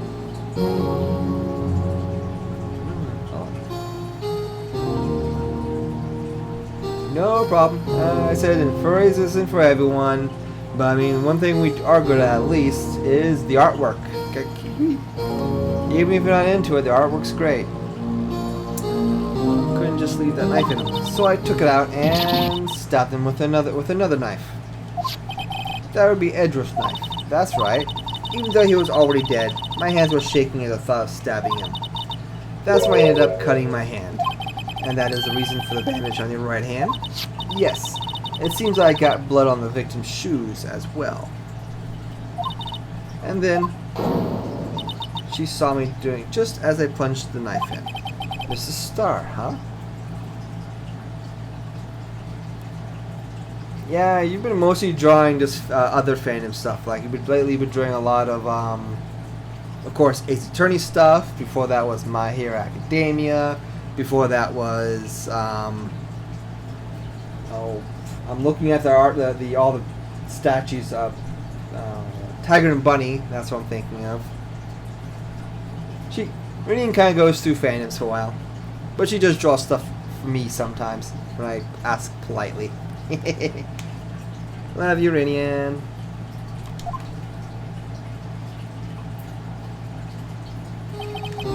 Why did you need to hide Dark's knife so badly? It took a lot of work to finally close the Dark's case 2 years ago. It was over with. I didn't ever want to be opened up again. I miss all the furry work you used to do, Idiot. It was all so great. But thank you again for really the Protogen avatar here, though. I really do appreciate it, and you went much farther than I expected you to. One of these days, I'll get one of those live 2D VTubers. Whenever I'm off of unpaid leave. Anyway, it's already past 4. Past 4. Past 8. My intent was to prevent that by whatever means possible. So, you hid Dark's knife. The weapon used to stab the detective was evidence in the Joe Dark's case. If word got out, which it would, the reporters would have a field day with that. So you wrapped the knife in his scarf and hid it. In Edward's exhaust pipe. Right. Then I called my sister. To tell her what happened, and to ask her to hide the knife that was inside my muffler. You asked Emma? I didn't want anyone in the force to know about this.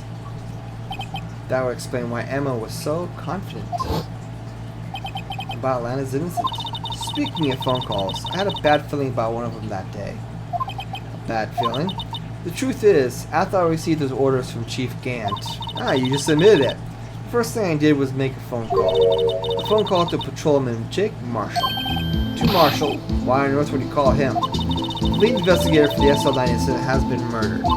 I wanted that fact to be kept hidden, and I needed help. He was the only other person I could trust. Or at least, I thought I could trust him at the time. However, it seems after I spoke to him, he went off on an escapade of his own. Oh, you mean, not wanting the case to die, he decided to take things into his own hands. He disguised himself as Detective Goodman and tried to steal the evidence. He had already stolen the ID card, but it seems he still hadn't made up his mind to break into the evidence room. I cannot draw the life of me either. So I try to do other things. Like right now, I'm again in the taking a coding boot camp. I'm doing actually quite well so far, I like to think. After my phone call, any remaining doubts he had must have disappeared. So your phone call caused the incident in the evidence room.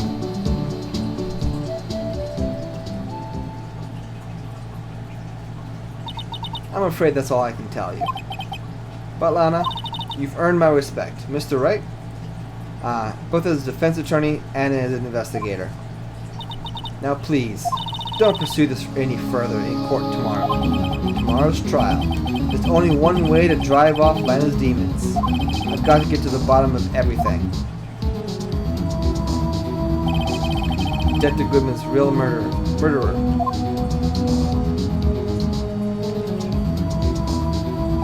And what went down in the chief's office 2 years ago.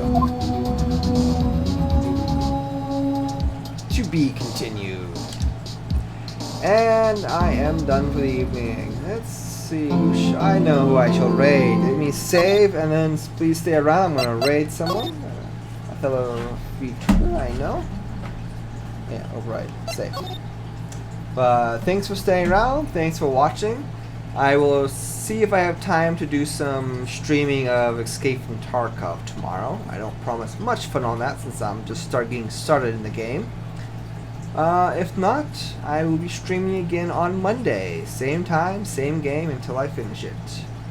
For now, let me actually get their name. Let's see.